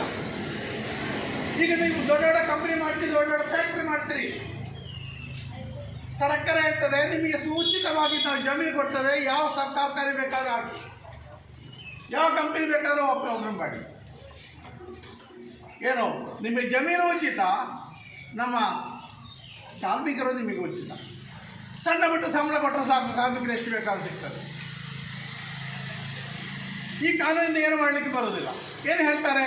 ನಿಮಗೆ ಪಿಂಚಣಿ ಇದೆ, ಗ್ರ್ಯಾಚ್ಯುಟಿ ಇದೆ, ಬೋನಸ್ ಇದೆ, ಎಲ್ಲ ಇದೆ. ಏನಿಲ್ಲ, ಎಲ್ಲ ಪರ್ಮನೆಂಟ್ ಜಾಬ್ಗಳು ಕೊಟ್ಟಿದ್ದಾರೆ. ಏನೂ ಇಲ್ಲ ಸ್ನೇಹಿತರೆ, ಇದು ಏನೂ ಇಲ್ಲ. ಅದಕ್ಕೆ ಕೆಲಸ ಕೊಟ್ಟರೆ ನೀವು ಪರ್ಮನೆಂಟ್ ಕೊಟ್ಟದ್ದು ಕೊಡೋದೇ 11 ತಿಂಗಳಿಗೆ, 12 ತಿಂಗಳು, 1 ವರ್ಷಕ್ಕೆ, 2 ವರ್ಷಕ್ಕೆ. ಈ ಸೌಲಭ್ಯ ಯಾಕೆ ಸಿಗ್ಲಿಕ್ಕೆ ಸಾಧ್ಯ ಉಂಟು ನಿಮಗೆ? ಈ ಸೌಲಭ್ಯ ಸಿಗಬೇಕಾದ್ರೆ ಈ ಹಿಂದೆ ಇದ್ದಂಥ ಕಾನೂನು ಬರಬೇಕು.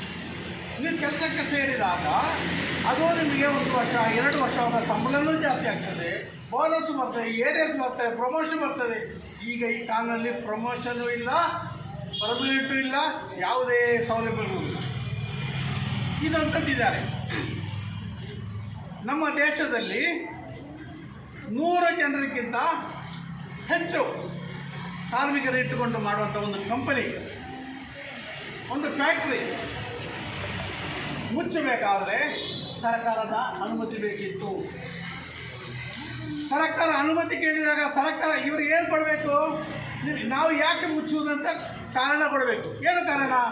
ನಮಗೆ ಸಂಬಳ ಕೊಡಲಿಕ್ಕೆ ಸಾಕಾಗ್ತಾ ಇಲ್ಲ, ನಮಗೆ ಏನು ಇದರಲ್ಲಿ ಬೆನಿಫಿಟ್ ಇಲ್ಲ, 3-4 ವರ್ಷಗಳಿಂದ ಅಷ್ಟನ್ನು ಅನುಭವಿಸ್ತಾ ಇದ್ದೇವೆ, ಆದ ಕಾರಣ ಇದನ್ನು ಮುಂದುವರಿಸಲಿಕ್ಕೆ ನಮಗೆ ಸಾಧ್ಯ ಇಲ್ಲ, ಮುಚ್ಚಲಿಕ್ಕೆ ಅವಕಾಶ ಕೊಡಿ ಅಂತ ಕೇಳಬೇಕಿದೆ. ಬಹಳ ಕಡಿಮೆ 10 ಅರ್ಜಿ ಇದ್ದರೆ ಎಪ್ಲಿಕೇಶನ್ ಇದ್ದರೆ 1-2 ಮಾತ್ರ ಅನುಮತಿ ಕೊಡ್ತಾ ಇದ್ರು. ಯಾಕಂದರೆ ಇವರು ಬೀದಿ ಪಾಲಾಗ್ತಾರೆ, ಕಾರ್ಮಿಕರು ಬೀದಿ ಪಾಲಾಗ್ತಾರೆ.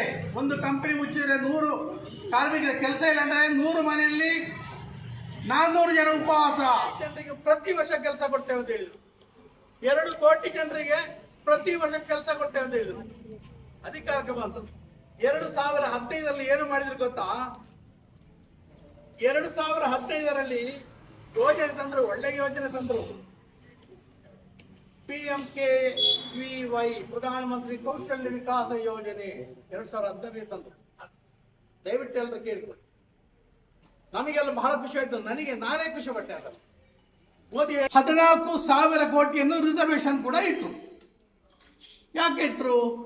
2 ಕೋಟಿ ಜನರಿಗೆ ಕೆಲಸ ಕೊಡ್ತಾರೆ. ಒಂದು ಸಂಸ್ಥೆಯನ್ನು ಕೂಡ ಕಾರ್ಯರೂಪಕ್ಕೆ ತಂದು ಏನು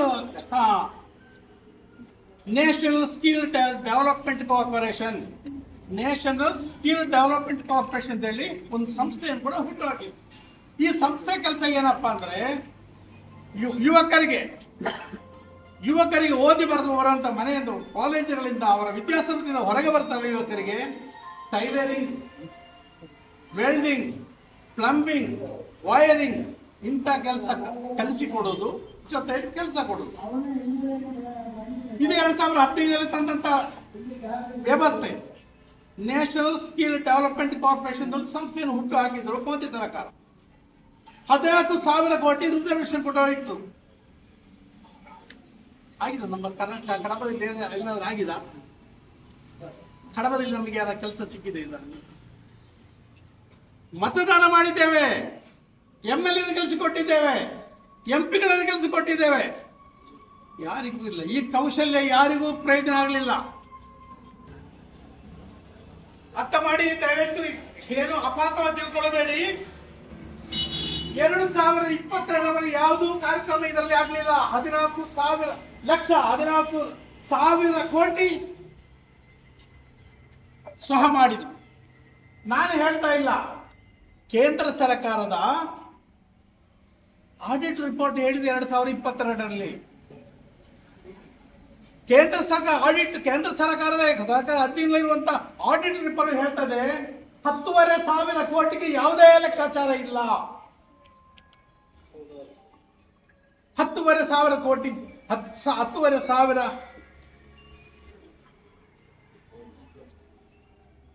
ಕೋಟಿ ಹಣ ಎಲ್ಲಿ ಹೋಗಿದೆ ಅಂತಲೇ ಗೊತ್ತಿಲ್ಲ. ಏನು ಹೇಳ್ತಾರೆ? ನಮ್ಮ ಸರ್ಕಾರದ ಏನು ಮಾಡಿಲ್ಲ, ನ್ಯಾಷನಲ್ ಸ್ಕಿಲ್ ಡೆವಲಪ್ಮೆಂಟ್ ಕಾರ್ಪೊರೇಷನ್ ಏನಾಗ್ಲೂ ಮಾಡಿದ್ದಾರೆ, ನಮಗೆ ಗೊತ್ತಿಲ್ಲ.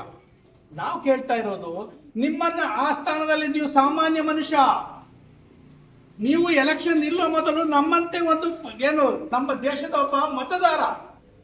ಒಬ್ಬ ಮತದಾರರು ನಿಮಗೆ ಆ ಸ್ಥಾನದಲ್ಲಿ ಒಂದು ಪ್ರಧಾನಮಂತ್ರಿ ಸ್ಥಾನ ಕೂರಿಸಬೇಕಾದ್ರೆ ನಮ್ಮ ಎಲ್ಲರ ಶ್ರಮ ಇದೆ. ನಾವು ಕಟ್ಟಿದ ತೆರಿಗೆ ಹಣವನ್ನು ಈ ಬಿಕ್ಕಾಪಟ್ಟಿ ಯಾವುದೋ ಒಂದು ಸಂಸ್ಥೆ ಕೊಟ್ಟು ನಮ್ಮ ಯುವಕರನ್ನು ನೀವು ನಿರುದ್ಯೋಗಿಗಳನ್ನಾಗಿ ಮಾಡುವುದಿದ್ರೆ ಇದನ್ನು ನಾವು ಕೇಳಬೇಕೇ ಬೇಡ? ನೀವು ಎಲೆಕ್ಷನ್ ಬಂದಾಗ ಏನಾದರೂ ಹೇಳಬಹುದು. ನೀವು ಎಲೆಕ್ಷನ್ ಬಂದಾಗ ಏನಾದರೂ ಹೇಳಿದ್ರೆ ಏನೂ ಮಾಡಿಲ್ಲ, ಗೊತ್ತು ನಿಮಗೆ, ಏನೂ ಮಾಡಿಲ್ಲ. ವಿದೇಶಕ್ಕೆ ಹೋಗ್ಲಿಲ್ಲ, ಕಪ್ಪು ಹಣವೂ ತರಲಿಲ್ಲ, ನಮ್ಮ ಅಕೌಂಟಿಗೆ 15 ಲಕ್ಷ ರೂಪಾಯಿನೂ ಹಾಕಿಲ್ಲ. ನೀವು 2 ಕೋಟಿ ಜನ ಉದ್ಯೋಗ ಕೊಟ್ಟಿಲ್ಲ. ನೀವು ಏನು ಕೊಟ್ಟಿಲ್ಲ, ನಮಗೆಲ್ಲರಿಗೂ ಗೊತ್ತಿರುವಂತಹ ದಗ್ಧ ಸತ್ಯ ಅದು. ಏನು ಮಾಡಿಲ್ಲ. ಈಗೇನು ಮಾಡ್ತಾ ಇದ್ದೀರಿ? ನಮಗೇನು ಉದ್ಯೋಗ ಕೊಟ್ಟಿಲ್ಲ. ನೀವು ಈ ದೇಶನ ಅಭಿವೃದ್ಧಿ ಮಾಡಿಲ್ಲ. ದೇಶದಲ್ಲಿರೋ ಈ ಸ್ವತ್ತುಗಳನ್ನೆಲ್ಲ ಮಾರಾಟ ಮಾಡಿ ಮುಗಿಸಿದ್ದೀರಿ. ನೀವು ಕೆಲಸ ಕೊಡ್ತೀರಂತೆ. ನೀವು ಎಲ್ಲಿ ಕೆಲಸ ಕೊಡ್ತೀರಿ? ಮಂಗಳೂರು ಏರ್ಪೋರ್ಟ್ ಯಾರಲ್ಲಿದೆ? ಅದಾನಿ. ಬೋರ್ಡ್ ಏನಿದೆ? ವಿಮಾನ ನಿಲ್ದಾಣಕ್ಕೆ ಏನು ಹೆಸರಿದೆ? ಅದಾನಿ ಹೆಸರಿದೆ.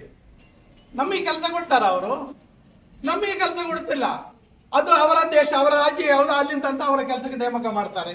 ಗುತ್ತಿಗೆ ಆಧಾರ ಮೇಲೆ ಕೆಲಸ ಮಾಡಿದ್ರೆ ಅವರು ಯಾವ ಆಧಾರದಲ್ಲಿ ಕೆಲಸ ಮಾಡಿದ್ರೆ ನಮಗೇನು ಗೊತ್ತಿಲ್ಲ. ನಮ್ಮ ಮಂಗಳೂರಿನವರಿಗೆ, ನಮ್ಮ ದಕ್ಷಿಣ ಜಿಲ್ಲೆಯವರಿಗೆ ಅಲ್ಲಿ ಕೆಲಸ ಇದೆ. ರೈಲ್ವೆ ಮಾರಾಟ ಮಾಡಿದ್ದೀರಿ, ಹಡಗು ಕಟ್ಟುವಂತ ಎಲ್ಲರೂ ಮಾರಾಟ ಮಾಡಿದಿರಿ, ರೈಲ್ವೆ ಮಾರಾಟ ಮಾಡಿದಿರಿ, BSNL ಮಾರಾಟ ಮಾಡಿದಿರಿ, ಪೋಸ್ಟ್ ಆಫೀಸ್ ಮಾರಾಟ ಮಾಡಿದಿರಿ, ಬ್ಯಾಂಕ್ಗಳನ್ನು ಮಾರಾಟ ಮಾಡಿದಿರಿ. ಸಿಂಡಿಕೇಟ್ ಬ್ಯಾಂಕಿನ ಹೆಸರು ಏನಿದೆ ಈಗ? ಅದು ಕೆನರಾ ಬ್ಯಾಂಕ್. ವಿಜಯ ಬ್ಯಾಂಕ್, ನಮ್ಮ ಮುಲ್ಕಿಯವರು ಸ್ಥಾಪನೆ ಮಾಡಿದಂತ ವಿಜಯ ಬ್ಯಾಂಕ್ ಎಲ್ಲಿದೆ? ಈಗ ಯಾರ ಅಂಡರಲ್ಲಿ ಇದೆ? ಸಿಂಡಿಕೇಟ್ ಬ್ಯಾಂಕ್ ಮಣಿಪಾಲದ ಏನು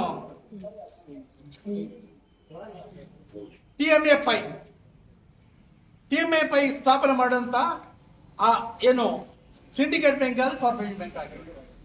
ಬ್ಯಾಂಕ್ಗಳು ನಮ್ಮಲ್ಲಿ ಇಲ್ಲ, ಪೋಸ್ಟ್ ಆಫೀಸ್ ನಮ್ಮಲ್ಲಿ ಇಲ್ಲ, ದೊಡ್ಡ ದೊಡ್ಡ ಯಾವ ಸಂಸ್ಥೆಗಳು ಕೂಡ ನಮ್ಮಲ್ಲಿ. ಇನ್ನು ಯಾವ ರೀತಿಯಲ್ಲಿ ನಾವು ಜೀವನ ಮಾಡೋದು ಹೇಳಿ? ನೀವು ಎಲ್ಲಿ ನಾವು ಕೆಲಸ ಕೇಳೋದು? ನಮ್ಮ ಮಕ್ಕಳು ಎಲ್ಲಿ ಹೋಗ್ಬೇಕು? ನಾಳೆ ನಮ್ಮ ಮಕ್ಕಳು ಎಲ್ಲಿಗೆ ಹೋಗ್ಬೇಕು ನಾವೇ ಯೋಚನೆ ಮಾಡುವ. ನಮಗೆ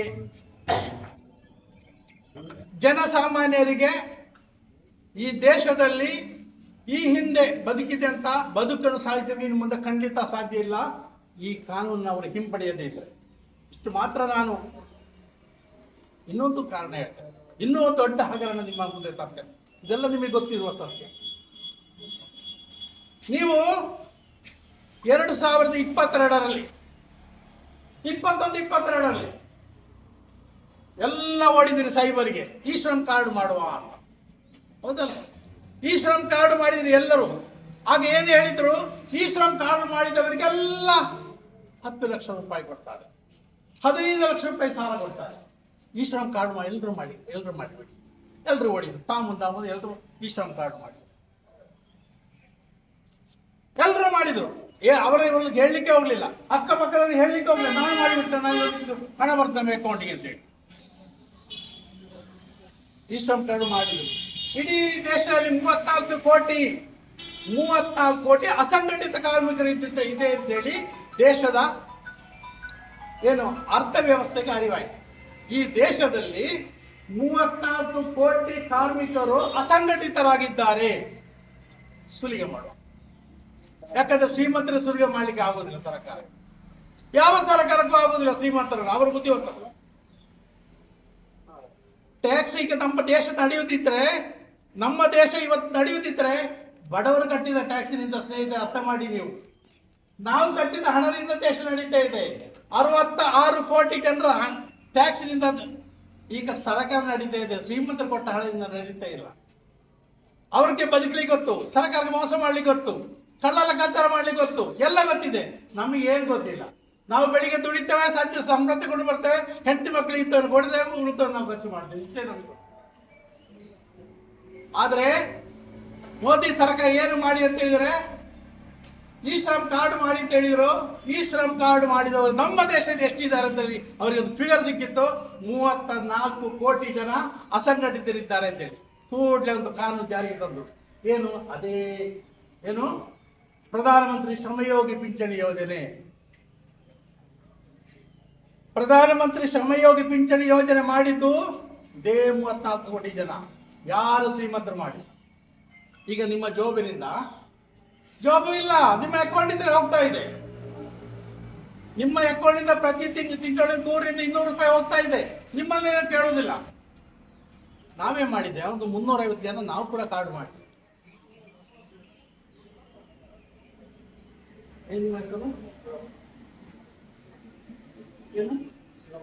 ನೋಡಿ, ಇವರು ಶಿವಪ್ಪ ಒಂದು ಉದಾಹರಣೆ ಹೇಳ್ತಾನೆ. ಇವರ ಬ್ಯಾಂಕ್ ಅಕೌಂಟ್ ಎಷ್ಟು ಹಣ ಹೋಗ್ತಿದೆ ಅಂತ ಕೇಳ್ಕೊಳ್ಳಿ. 80 ರೂಪಾಯಿ. ನೋಡಿ, ಇವರ ಏಜ್ಗೆ ಸಂಬಂಧ 80 ರೂಪಾಯಿ ಕಟ್ ಆಗ್ತದೆ. ಅಂದ್ರೆ 960 ರೂಪಾಯಿ ಒಂದು ವರ್ಷ ಕಟ್ ಆಗ್ತದೆ. 18 ವರ್ಷ ಆದವ ಒಬ್ಬ ಹುಡುಗ 40 ವರ್ಷ ಕಟ್ಟಬೇಕು, ಅವನಿಗೆ 60 ವರ್ಷದವರೆಗೆ.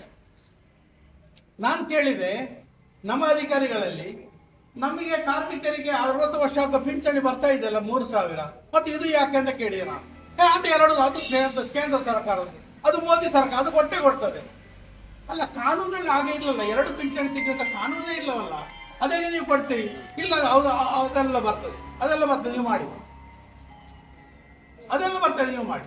2022 ಮಾಡಿದ್ದಾರೆ. 18 ವರ್ಷ ಮೇಲ್ಪಟ್ಟವ 60 ವರ್ಷವರೆಗೆ ಕಟ್ಟಬೇಕು. ಎಷ್ಟು ಕಟ್ಟಬೇಕು? ತಿಂಗಳಿಗೆ 200 ರೂಪಾಯಿಗೆ 100 ರೂಪಾಯಿ ಕಟ್ತಾನೆ ಹೋಗ್ಬೇಕು. ಈಗ ನಾವು ಎಲ್ಲರೂ ಕಟ್ಟಾಗ್ತಾ ಇದೆ. ಒಂದಿಷ್ಟು ಕಾರ್ಡ್ ಇದೆ ನನ್ನಲ್ಲಿದೆ, ಯಾರು ತಗೊಂಡು ಹೋಗ್ತಾ ಇಲ್ಲ, ಅದು ಕಟ್ಟಲಿಕ್ಕೆ ಸಾಧ್ಯ ಇಲ್ಲ. ನೀವು ತಗೊಂಡು ಹೋದ್ರೆ ನಿಮ್ಮ ಅಕೌಂಟ್ ಕಟ್ಟಾಗ್ತಾ ಇದೆ. ನಿಮ್ಮ ಬ್ಯಾಲೆನ್ಸ್ ಚೆಕ್ ಮಾಡಿ, ನೀವು ನಿಮ್ಮ ಅಕೌಂಟ್ ಹಣ ಹೋಗ್ತಾ ಇದೆ. ಏನು ಮಾಡ್ಲಿಕ್ಕೆ ಬರುವುದಿಲ್ಲ. ಎಲ್ಲ ವಿಧದಲ್ಲಿ ನಾವು ಅದನ್ನು ಕ್ಯಾನ್ಸಲ್ ಮಾಡಿದ್ದು ನೋಡಿದ್ರೆ ಏನು ಮಾಡ್ಲಿಕ್ಕೆ ಸಾಧ್ಯ ಇಲ್ಲ. ಯಾಕಂದ್ರೆ NPCI ಮ್ಯಾಪಿಂಗ್ ಆಗಿರುತ್ತೆ ಅವರ ಬ್ಯಾಂಕ್ ಅಕೌಂಟು. ಇನ್ನೊಂದು ಬ್ಯಾಂಕ್ಗೆ ಹೋದ್ರೆ ಅವನ ಅದನ್ನು ಅವ್ರು ಏನು ಮಾಡಿದಂದ್ರೆ ನಮ್ಮನ್ನು ಹಿಂಡ್ತಾ ಇದ್ದಾರೆ, ಹಿಂಡಿ ತೆಗಿತಾ ಇದ್ದಾರೆ. ಒಂದು ಕಡೆಯಿಂದ ನಮಗೆ ಕೆಲಸ ಕೊಡ್ತಾ ಇಲ್ಲ, ಒಂದು ಕಡೆಯಿಂದ ನಮಗೆ ಏನು ಸಂಬಳ ಕೊಡ್ತಾ ಇಲ್ಲ, ಯಾವ ಸೌಲಭ್ಯ ಇಲ್ಲ. ನಾವು ದುಡ್ಡು ಹಣವನ್ನೇ ನಮ್ಮ ಹತ್ರ ವಸೂಲು ಮಾಡ್ತಿದ್ದಾರೆ. ಒಂದು ವರ್ಷಕ್ಕೆ ಪ್ರಧಾನಮಂತ್ರಿ ಶ್ರಮಯೋಗಿ ಪಿಂಚಣಿ ಯೋಜನೆಯಿಂದ 34,680 ಕೋಟಿ ರೂಪಾಯಿ ಪ್ರತಿ ವರ್ಷ ಹೋಗ್ತಾ ಇದೆ. ಪ್ರತಿ ವರ್ಷ ಕೇಂದ್ರಕ್ಕೆ ಹೋಗ್ತಾ ಇರೋದು ಹಣ ಎಷ್ಟಂದ್ರೆ 34,680 ಕೋಟಿ ಬಡವರ ಹಣ. ನೀವು ಬೆವರು ಸುರಿಸಿದ ಹಣ ಹೋಗ್ತಾ ಇದೆ ಕೇಂದ್ರ ಸರ್ಕಾರಕ್ಕೆ. ಇದು ಒಂದು ಉದಾಹರಣೆ ಹೇಳಿದಷ್ಟೇ ನಾನು. ಇಂಥ ನೂರಾರು ಉದಾಹರಣೆಗಳಿದೆ. ಎಲ್ಲರೂ ಬಲಿಪಶು ಆಗುದು ಯಾರು? ಇದರಲ್ಲಿ ಬಲಿಪಶು ಆಗುದು ಯಾರು? ದುಡಿಯೋ ವರ್ಗ, ಕಾರ್ಮಿಕ, ರೈತ, ಬೇರೆ ಯಾರಿದ್ದರೂ ಹೋಗ್ತಾ ಇಲ್ಲ. ಸ್ನೇಹಿತರೆ, ನಾನು ತುಂಬಾ ಮಾತಾಡಿದೆ, ತುಂಬಾ ವಿಷಯ ಇದೆ ಮಾತಾಡಿ. ನಾವಿಲ್ಲಿ ಏನು ಬೊಬ್ಬೆ ಹೊಡೆದು ಏನೇ ಸ್ಪೀಚ್ ಮಾಡಿ ಏನೇ ಮಾತಾಡಿ ಏನು ಪ್ರಯೋಜನ ಇಲ್ಲ. ಇಷ್ಟು ನಾನು ಹೇಳಿದ್ದು ಯಾಕಂದ್ರೆ ನಿಮಗೆ ಅರ್ಥ ಆಗುತ್ತೆ.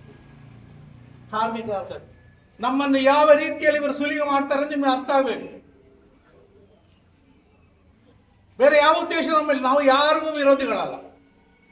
ಕಾರ್ಮಿಕರು ಯಾವ ರೀತಿಯಲ್ಲಿ ಶೋಷಣೆ ಮಾಡ್ತಾರೆ ಅಂತ ಹೇಳುವ ವಿಷಯವನ್ನು ಪ್ರತಿಯೊಬ್ಬ ಕಾರ್ಮಿಕರು ಅರ್ಥ ಮಾಡಿಕೊಳ್ಳೋದು. ಬೇರೆ ನಮ್ಮಲ್ಲಿ ಇದು ಏನು ಉದ್ದೇಶ ಇಲ್ಲ. ಆದ್ಮೇಲೆ ಈಗ ನಾವು ಒಂದಿಬ್ಬರು ಇನ್ನಿಷ್ಟು ಮಾತಾಡ್ತಿದ್ದಾರೆ. ನಮ್ಮ ಇವತ್ತಿನ ಪ್ರೋಗ್ರಾಮ್ ಏನಂತ ಹೇಳಿದ್ರೆ, ನಾವು ಒಟ್ಟಿಗೆ ಸೇರೋದು. ಅದನ್ನು ನಾವು ಈಗಾಗಲೇ ತಯಾರು ಮಾಡಿ ತಂದಿದ್ದೇವೆ. ನಮ್ಮ ಇಬ್ಬರು ಮಾತಾಡಿದ ಮೇಲೆ ನಾವು ಎಲ್ಲರ ಜೊತೆಯಲ್ಲಿ ಹೋಗಿ ತಹಶೀಲ್ದಾರಿಗೆ ಮನವಿ ಕೊಟ್ಟು, ಈ ಕಾನೂನು ಮುಂದೆ ಹೋದ್ರೆ ನಮಗೆ ಯಾರಿಗೂ ಉಳಿಗಾಲ, ಯಾರಿಗೆ ನಮಗೆ ಸಂಘಟನೆಗಳಿಗೂ ಇಲ್ಲ, ಕಾರ್ಮಿಕರಿಗೂ ಇಲ್ಲ. ನಮಗೆ ಪ್ರತಿಭಟನೆ ಮಾಡಲಿಕ್ಕೆ ಅವಕಾಶ ಇಲ್ಲ. ಇನ್ನು ಈ ಕಾನೂನಿಂದ ಪ್ರತಿಭಟನೆ ಮಾಡಲಿಕ್ಕೆ ಅವಕಾಶ ಇಲ್ಲ. ಜನ ಸೇರಿಸುವಂತ ಅವಶ್ಯಕ ಕೃಷಿ ಕಾರ್ಮಿಕ ಬಂಧುಗಳೇ, ಅದೇ ರೀತಿ ಇದಕ್ಕೆ ಸಂಬಂಧಪಟ್ಟ ಕಾರ್ಯಕ್ರಮವನ್ನು ವೀಕ್ಷಿಸಿದ ಈ ಎಲ್ಲ ಸಭೆಯ ವಿವಿಧ ಪದಾರ್ಥ, ಈ ಕಾನೂನಿಂದಾಗಿ ಬಡ ಜನತೆ ಏನು ಕೃಷಿ ಕಾರ್ಮಿಕರು ಸತ್ಯಾನಾಶ ಮಾತಾಡಲಿಕ್ಕಿಲ್ಲ. ಇವರು ವಿವರವಾಗಿ ಅದನ್ನು ಎಲ್ಲ ಕಾಲಮನ್ನು ಅವರು ಓದಿ ಹೇಳಿದರು. ಎಲ್ರಿಗೂ ಅರ್ಥ ಆಗಿದೆ. ಹೇಳಿದ್ದನ್ನೇ ಹೇಳಿದರೆ ಅದಕ್ಕೆ ವಿಶೇಷವಾಗಿ ಅರ್ಥ ಬರುವುದಿಲ್ಲ. ಅನ್ಯಾಯದ ಪರಮಾವಧಿ, ಇದಕ್ಕೆ ನಾವೊಂದು ಹೋರಾಟ ಮಾಡುವುದು ಸಣ್ಣ ವಿಷಯ ಅಲ್ಲ. ನಿಮ್ಗೆ ಗೊತ್ತಿರ್ಬೋದು, 2 ವರ್ಷ ಹಿಂದೆ ಕೃಷಿ ಕಾರ್ಮಿಕರು ಡೆಲ್ಲಿಯಲ್ಲಿ ಒಂದು ದೊಡ್ಡ ಹೋರಾಟ ಮಾಡಿ, ಅದು 1 ವರ್ಷ 7 ತಿಂಗಳು 13 ದಿನ ನಡೀತು. ನಮಗೆ ಇಲ್ಲಿ ಬಂದು 1 ಗಂಟೆ ನಿಂತು ಕಿವಿಗೊಳ್ಳಿಕ್ಕೆ ಮಾತಾಡಲಿಕ್ಕೆ ಭಾರಿ ಕಷ್ಟ, ಬೇಕಾ ಬೇಡವಾ ಅಂತ ವಿಚಾರ. ಅದರಲ್ಲಿ 1972 ಜನ ಗುಂಡಿಗೆ ಹುಷಾರಿಲ್ಲದೆ ಅಸೌಖ್ಯದಿಂದ ಟ್ಯಾಕ್ಟ್ರಿ ಅಡಿಯಲ್ಲಿ ಮನೆಗೆ ಹೋಗುವುದಿಲ್ಲ. ಆ 1 ವರ್ಷ ದಾರಿಯಲ್ಲಿ ಮಾರ್ಗದಲ್ಲಿ ಮಲಗಿಕೊಂಡು ಅವರು ಸ್ಟ್ರೈಕ್ ಮಾಡಿದ್ದಾರೆ. ಕಡೆಗೆ ಎಷ್ಟೋ ಸಮಯ ನಂತರ ಮೋದಿಯವರು ಕಣ್ಣು ತೆರೆದಿದ್ದಾರೆ ಅಂತ ಹೇಳಿದರೆ, ಇಡೀ ಜಗತ್ತು ಒಂದಾಯಿತು. ಇಡೀ ದೇಶ ಬಂದಾಗ ಯಾರಿಗೆ ಏನು ಮಾಡಲಿಕ್ಕಾಗಲಿಲ್ಲ. ಕಡೆಗೆ ಅವರ ಮನವಿಯಲ್ಲಿ ಸ್ಪಂದನೆ ಕೊಡೋದು. ನಮ್ಮ ಮನವಿಯನ್ನು ಸ್ಪಂದನೆ ಕೊಡಲಿಕ್ಕೆ ಎಷ್ಟು ಸಮಯ ಅಂತ ಹೇಳಿಕ್ಕಾಗಲ್ಲ. ಆದರೆ ಒಂದು ಮಾತ್ರ ನಾನು ನೆನಪಿಡಲಿಕ್ಕೆ ಇಚ್ಛೆಪಡ್ತೇನೆ, ಬರೇ ಇದು ರೈತ ಕಾರ್ಮಿಕರಲ್ಲ, ಕೃಷಿ ಕಾರ್ಮಿಕರು. ಒಬ್ಬ ರೈತ ಒಬ್ಬ ತೋಟ ಅಥವಾ ಹೊಲ ಕೆಲಸ ಮಾಡಬೇಕಾದ್ರೆ ಅವನಿಗೆ 10 ಕಾರ್ಮಿಕರು ಬೇಕೇ ಬೇಕು. ಒಂದು ಫ್ಯಾಕ್ಟ್ರಿಯಲ್ಲಿ ನಡಿಬೇಕಾದ್ರೆ ಅವನಿಗೆ 100 ಕಾರ್ಮಿಕರು ಬೇಕೇ ಬೇಕು. ದೊಡ್ಡ ದೊಡ್ಡ ಇಂಡಸ್ಟ್ರೀಸ್ನಲ್ಲಿ 2,000 10,000 ಜನ ಇವತ್ತು ಬೆಂಗಳೂರಿನಲ್ಲಿ ಕಾರ್ಮಿಕರಿದ್ದಾರೆ. ಅವರು ಒಂದಾದಾಗ 1 ವರ್ಷ ಬಿಡಿ, 1 ತಿಂಗಳು ಈ ಮೋದಿಯಿಂದ ತಡೆಯಲಿಕ್ಕೆ ಸಾಧ್ಯ ಇಲ್ಲ ಅಂತೇಳಿ ಘಂಟಾಘೋಷವಾಗಿ ಹೇಳಲಿಕ್ಕೆ ನಾನು ಬಯಸ್ತಾ ಇದ್ದೇನೆ. ಅಷ್ಟು ಶಕ್ತಿ ನಮ್ಮ ಕಾರ್ಮಿಕರಲ್ಲಿದೆ. ಈ ಕಾರ್ಮಿಕರು ತಾವು ಒಗ್ಗೂಟು ಮಾಡಿ ನಮ್ಮ ಏನು ಮುಂಚೆ ಒಂದು ಉದಾಹರಣೆ ಇತ್ತು. ನಾನು ಇತ್ತೀಚೆಗೆ ನಾನು ಕಾರ್ಮಿಕರ ಕೂಟದಲ್ಲಿ ಕೂಡ ಅದರಲ್ಲೇ ವೃದ್ಧ ಅಲ್ಲ, ನನಗೆ ಏಜ್ ಆಯಿತು ಬರ್ತಾ ಇಲ್ಲ. 37 ವರ್ಷ 40 ವರ್ಷ ಮುಂಚೆ ಇಲ್ಲೊಂದು ಫ್ಯಾಕ್ಟ್ರಿ ಇತ್ತು, ಫ್ಲೈಟ್ ಫ್ಯಾಕ್ಟ್ರಿ ಅಂತ ನೆಟ್ಟಣ. ಅದರಲ್ಲಿ 187 ಜನ ಕೆಲಸಕ್ಕೆ ಒಳ್ಳೆ ಲಾಭ ಬರುವಾಗ ಅವರು ಕೂಡ ಈ ಕಡೆಯವರೆಲ್ಲ ರಾಜಸ್ಥಾನ ಕಡೆಯವರು ಫ್ಯಾಕ್ಟ್ರಿ ಎಲ್ಲ ನಡೆಸಿದರು. ಸರ್ಕಾರದ ಮರಗಳು ಧರ್ಮಾರ್ಥವಾಗಿ ಬರ್ತಾ ಇತ್ತು ಫಾರೆಸ್ಟಿಂದ, ಕೋಟಾನುಕೋಟಿ ಲಾಭ ಮಾಡಿದರು. ಫಾರೆಸ್ಟ್ನವರ ಮರ ನಿಂತಾಗ ಫ್ಯಾಕ್ಟ್ರಿ ಬಂದ್ ಮಾಡೋದು ಹೊಂದಾಣಿಕೆ ಬಂದು 20 ವರ್ಷ 25 ವರ್ಷ 30 ವರ್ಷ ಕೆಲಸ ಮಾಡಿದ ಆ ಕಾರ್ಮಿಕರ ಅವ್ಯವಸ್ಥೆ ಹೇಳಿ ಸಾಧ್ಯ ಇಲ್ಲ. ನಾವೆಲ್ಲ ಸೇರಿ ಈ ಬಗ್ಗೆ ಹೈಕೋರ್ಟಿಗೆ ಹೋದೆವು. ಬೆಂಗಳೂರಿನಲ್ಲಿ ಕೂಡ ಸ್ಟ್ರೈಕ್ ಆಗಿದೆ, ಮಂಗಳೂರಿನಲ್ಲಿ ಸ್ಟ್ರೈಕ್ ಮಾಡಿದ್ದಾವೆ. ಕಡೆಗೆ 1 ರೂಪಾಯಿ ಕೊಡುತ್ತಿಲ್ಲ ಅಂತ ಹೇಳಿದವರು 8 ಲಕ್ಷ 7 ಲಕ್ಷ 5 ಲಕ್ಷ ಪರಿಹಾರ ಕೊಡ್ತಕ್ಕಂಥದ್ದಲ್ಲಿವರೆಗೆ ಮುಟ್ಟಿದೆ. ಯಾವುದಕ್ಕಿಂತ ಹೋರಾಟದಿಂದ ತಾವು ತಮ್ಮ ಹಣವನ್ನು ಈ ಕಟ್ತಾ ಇದ್ರಿ ಕಾರ್ಮಿಕರ ಫಂಡಿಂದ. ರಾಜ್ಯ ಸರ್ಕಾರಕ್ಕೆ ಹೋಗ್ತದೆ, ಅದು ಕೇಂದ್ರ ಸರ್ಕಾರ ಹೋಗ್ತದೆ. ಇವತ್ತಿನಿಂದ ಇಲ್ಲ, 6 ವರ್ಷದಿಂದ. ನಮಗೆ ಇಲ್ಲಿ ಒಂದು ಕಾರ್ಮಿಕರ ಕಚೇರಿ 35-40 ವರ್ಷದ ಮುಂಚೆ ಆಗಬೇಕಿತ್ತು. ಈಗ ಪ್ರಕೃತ ಆಗಿದೆ ಅಷ್ಟೇ. ಎಲ್ರಿಗೂ ಇದರಿಂದ ಲಾಭ ಸಿಕ್ಕಲಿಲ್ಲ. ಏನೇ ಇರಲಿ, ಉದ್ದೇಶ ಎಲ್ಲವನ್ನೂ ಹೇಳಿದ್ದಾರೆ. ಪುನಃ ವಿಮರ್ಶಿಸುವ ಅಗತ್ಯ ಇಲ್ಲ. ಇದರಿಂದ ಭಾರಿ ಅನ್ಯಾಯ ಆಗಿದೆ. ಇದರಿಂದ ಕೋಟಾನುಕೋಟಿ ಯಾರು ಇದ್ದಾರೆ ಪಂಜಾಬ್ ರಾಜಸ್ಥಾನದಲ್ಲಿ ಮೋದಿಯ ಹತ್ತಿರದವರಿಗೆ ರಿಲೀಸ್ ಕೊಡ್ತಕ್ಕಂಥದ್ದು. ಒಂದು ಉದಾಹರಣೆಗೆ ನಮಗೆ ಇವತ್ತು ಕಡಪ ಕೊಡಿಮಳ ಭಟ್ಟ ನೆಕ್ಕಲಾಡಿ ಐಕೂರು ಈ ಪಟ್ಟಣ ಪಂಚಾಯತ್ಗೆ 5 ಸೆಂಟ್ ಕೊಡ್ತಾ ಇಲ್ಲ. ತುಮಕೂರಿನಲ್ಲಿ ಒಬ್ಬ ದೊಡ್ಡ ಫ್ಯಾಕ್ಟ್ರಿ ಮಾಡೋದಿದ್ರೆ 10ರಿಂದ 20 ಎಕರೆ ಬಿಡಿ, ಅವನಿಗೆ 3 ಕೋಟಿ ಅವನ ಸಾಲ ಮಿಷನರಿ ಇದ್ದರೆ 1.5 ಕೋಟಿ ಇದೇ ಕೇಂದ್ರ ಸರ್ಕಾರ ಇಲ್ಲ. ನಿಮಗೆ ಒಂದು ಸಣ್ಣ 25,000 ಮನೆ ಕೊಡಲಿಕ್ಕೆ ಬಿಡಿ, ಮನೆ ಕೊಡೋದು ಬೇಡ, 5 ಸೆಂಟ್ಸ್ ಜಾಗ ಕೊಡಲಿಕ್ಕೆ ಸಮೇತ ಅನ್ಯಾಯದ ಭರಮವಾಗಿ ಒಂದು ಪರಿಸ್ಥಿತಿ ನಿಂತಿದೆ. ಇದೊಂದು ಪಟ್ಟಣ ಪಂಚಾಯತ್ ಆದಮೇಲೆ ಈ 5 ಗ್ರಾಮಕ್ಕೂ ಇಲ್ಲ. ಹಳ್ಳಿಯಲ್ಲಿ ಇನ್ನೂ ಪೂರ್ತಿ ಆಗಲಿಲ್ಲ. ಒಂದು ವೇಳೆ ಭಾರಿ ಪ್ರಯತ್ನಪಟ್ಟು ಕೊಟ್ಟರು ಕೂಡ ಸ್ಟಾರ್ಟಿಂಗ್ ಆಗೋದಿಲ್ಲ. ಫಾರೆಸ್ಟ್ನವರು ಪತ್ರ ಈ ರೀತಿ ಒಂದು ಅನ್ಯಾಯದಲ್ಲಿ ಬಡವರು ಇಲ್ಲಿ ನೀವು ನಡೀತಾ ಇದ್ದೀರಿ. ಈ ವಿಚಾರವಾಗಿ ಈಗ ತುಂಬ ಇವರು ಮಾತಾಡಿದ್ದೀನಿ, ಒಬ್ಬರು ಮಾತಾಡ್ತೀನಿ. ಪುನಃ ನಾನು ಮಾತಾಡೋದು ಅಗತ್ಯ ಇಲ್ಲ. ನಮ್ಮ ಹೋರಾಟ ನೆಲೆ ನಿಲ್ಲಿ. ನಾವು ಒಂದೇ ದಿನ ಅಲ್ಲ, ಈಗ ಆವಾಗ ಸಂದರ್ಭ ಬಂದಾಗ ಇನ್ನು ತಾಲೂಕು ಮಟ್ಟದಲ್ಲಿ ಆಗಲೇಬೇಕು, ಜಿಲ್ಲಾ ಮಟ್ಟದಲ್ಲಿ ಆಗುವಾಗ ಏರ್ ಬೋಪುಣ ಅಂತೇಳಿ ಮಾಡಬೇಡಿ. ಒಮ್ಮೆ ಹೋಗಿ ಆ ಹೋರಾಟದಲ್ಲಿ ಭಾಗಿಯಾದರೆ ಇಡೀ ದೇಶ ಈ ಹೋರಾಟಕ್ಕೆ ಕೈ ಕೊಟ್ಟರೆ ಖಂಡಿತ ಏನು ಈ ಆದೇಶವನ್ನು ಮಾಡಿದ್ದಾರೆ ಆ ಆದೇಶವನ್ನು ಹಿಂಪಡಿತಕ್ಕಂಥ ಕೆಲಸ ಆಗಲಿ ಅಂಥೇಳಿ ಆ ದೇವರ ಹತ್ರ ಪ್ರಾರ್ಥಿಸಿ ಮಾತಾಡಲಿಕ್ಕೆ ಅವಕಾಶ ಮಾಡಿ. ಕಾರ್ಮಿಕ ಸಂಘಟನೆಯ ಸದಸ್ಯರ ಅಭಿಮಾನಿಗಳೇ, ಅದೇ ರೀತಿ ಈ ಒಂದು ಕಾರ್ಮಿಕ ಸಂಘಟನೆಯ ಅಧ್ಯಕ್ಷರಾಗಿದ್ದ ಶಿವಶಂಕರ್ರವರೇ, ಅದೇ ರೀತಿ KP ಮೋಹನ್ ರವರೇ, ಹಿರಿಯರಾದ ಎಲ್ಲ ಸಹೋದರರು, ಬಹಳ ಸ್ಪಷ್ಟ ನಾನು ಕೇಳಲಿಲ್ಲ, ಆದರೆ ಇವರು ಮಾತಾಡೋದು ನನಗೆ ಅರ್ಥ ಆಯಿತು. ಈಗ ನನಗೆ ಕಾಣ್ತದೆ ಈ ಕಾರ್ಮಿಕ ಘಟಕದಲ್ಲಿ ಹೆಚ್ಚು ಕಮ್ಮಿ 7,000 ಜನ ಇದ್ದಾರೆ ನಿಮ್ಮ ಮೆಂಬರ್ಸ್. 7,000 ಜನರಲ್ಲಿ ಇಲ್ಲಿ ನೋಡಿ ಎಷ್ಟು ಜನಕ್ಕೆ ಅಗತ್ಯ ಇದೆ. ಈಗ 4 ಜನ ಬಂದು 10 ಜನ ಬಂದರೆ ಖಂಡಿತ ಇದಾಗುವುದಿಲ್ಲ. ಇದೇ ಒಂದು ವಿಷಯ ನಮ್ಮ ಕಟ್ಟ ಸೈಡ್ ಮಲೆನಾಡು ಅಲ್ಲಿಗೆ ಹೋದರೆ ನೋಡಿ, ನಾವು ಈಗ ಕರ್ನಾಟಕ ಸ್ಟೇಟಲ್ಲಿ ನಾವು ರಾಜ್ಯಕ್ಕೂ ಸರ್ಕಾರಕ್ಕೂ ಯಾರು ದೂರುವುದಲ್ಲ. ನಮ್ಮ ಸಂಘಟನೆ ಬಲವಾಗದಿದ್ದರೆ ಹತ್ತಿರ ಮಾತ್ರ ಮಗುವಿಗೆ ಹಾಲು ಸಿಕ್ಕುವುದು. ಇಷ್ಟ ಸಂಘಟನೆ ನೋಡುವಾಗ ಅವರಿಗೆ ಕಾಣ್ತದೆ, ಇದೆಲ್ಲ ಈಗ ಮಾಧ್ಯಮದಲ್ಲಿ ಹೋಗ್ತದೆ, ಇಷ್ಟು ಜನ ಇರೋದು ನಾವು ಇವರಿಗೆ ಅಂತ ಹೆಲ್ಪ್ ಮಾಡ್ತಾರೆ. ಅಟ್ಲೀಸ್ಟ್ ಯಾಕೆಂತ ಹೇಳಿದರೆ ಇಂಥ ಒಂದು ಸಂಘಟಕರು ಇವರು ಬಹಳ ಯಾಕೆಂತ ಹೇಳಿದರೆ ಕಷ್ಟಪಟ್ಟು ಈ ಸಂಘಟನೆಯನ್ನು ತಂದಿದ್ದಾರೆ. ನನಗೆ ಕಾಣ್ತದೆ KP ಮೋಹನ್ರು 24 ಗಂಟೆಯಲ್ಲಿ ಒಂದು 14 ಗಂಟೆ ಇದಕ್ಕೆ ಬೇಕಾದ ವ್ಯವಸ್ಥೆಗಳನ್ನು ಮಾಡ್ತಾ ಇರ್ತಾರೆ. ಅದೇ ರೀತಿ ನಮ್ಮ ಸ್ನೇಹಿತರಾದ ಅವರು. ಆದರೆ ಇದು ಜನ ಸಾಲದು. ಈಗ ಮೀರಾ ಸಾಹೇಬ್ರು ಹೇಳಿದರು, ಅವರು ನಮ್ಮ ಹಿರಿಯರು, ಅವರು ಹಲವಾರು ಜಾಗಗಳಲ್ಲಿ ಹೋಗಿ ಇಂಥ ಪ್ರತಿಭಟನೆ ನಾವೆಲ್ಲ ಹೋಗಿದ್ದೇವೆ. ಆದರೆ ನೀವು ಮಾಡಬೇಕಾದ ಒಂದು ವಿಷಯ ಅಂತ ಹೇಳಿದರೆ, ಇಂಥ ಒಂದು ಸಂದರ್ಭ ಬರುವಾಗ ಒಂದು 4 ಗಂಟೆ ಇದಕ್ಕೆ ಬೇಕಾಗಿ ಉಳಿಸಿಡಿ. ಈ 4 ಗಂಟೆ ಯಾಕೆಂತೇಳಿ ಬರಲಿಕ್ಕೆ 1 ಗಂಟೆ, ಹೋಗ್ಲಿಕ್ಕೆ 1 ಗಂಟೆ, 2 ಗಂಟೆ ಬೇಡ, 1 ಗಂಟೆ, 3 ಗಂಟೆ ಇದಕ್ಕೆ ನೀವು ಯಾಕೆಂತೇಳಿ ನಿಮ್ಮ ಸಮಯವನ್ನು ತರಬೇಕು, ತಂದರೆ ಮಾತ್ರ ಈ ಸಂಘಟನೆ ನಮಗೆ ಬಲವಾಗಬೇಕಿದೆ. ಕೇರಳದಲ್ಲಿ ನೋಡಿ, ಇಂಥದ್ದು ಕೇರಳದಲ್ಲಿ ಇವತ್ತು ಕಂಪ್ಲೀಟ್ ಬಂದು ನಮ್ಮ ಇಲ್ಲಿಯವರಿಗೆ ಅಗತ್ಯ ಇಲ್ಲ. ಯಾಕೆಂತ ಹೇಳಿದ್ರೆ ನಾವು ಸಹ ಒಂದು ಕೃಷಿಕರು, ನಮಗೆ ಕೃಷಿಕರಿಗೆ ಏನು ಸಿಕ್ಕುದು ಅಂತ ಹೇಳಿದರೆ ನಮ್ಮ ಘಟ್ಟದವರಿದ್ದ ಕಾರಣ ನಮಗೆ ಎಂತ ಸಿಕ್ಕುದು. ಅವರ ಒಂದು ಸಂಘಟನೆ ನೀವು ಹೋಗಿ ನೋಡಿ. ಈಗ ಕರೆಂಟಿನ ವಿಷಯ ಬರಲಿ, ಯಾರು ಇವರಿದ್ದಾಗ ಯಾರು ಕರೆಂಟ್ ಫ್ರೀ ಕೊಟ್ಟದ್ದು, ನಮ್ಮ CM ಆಗಿದ್ದ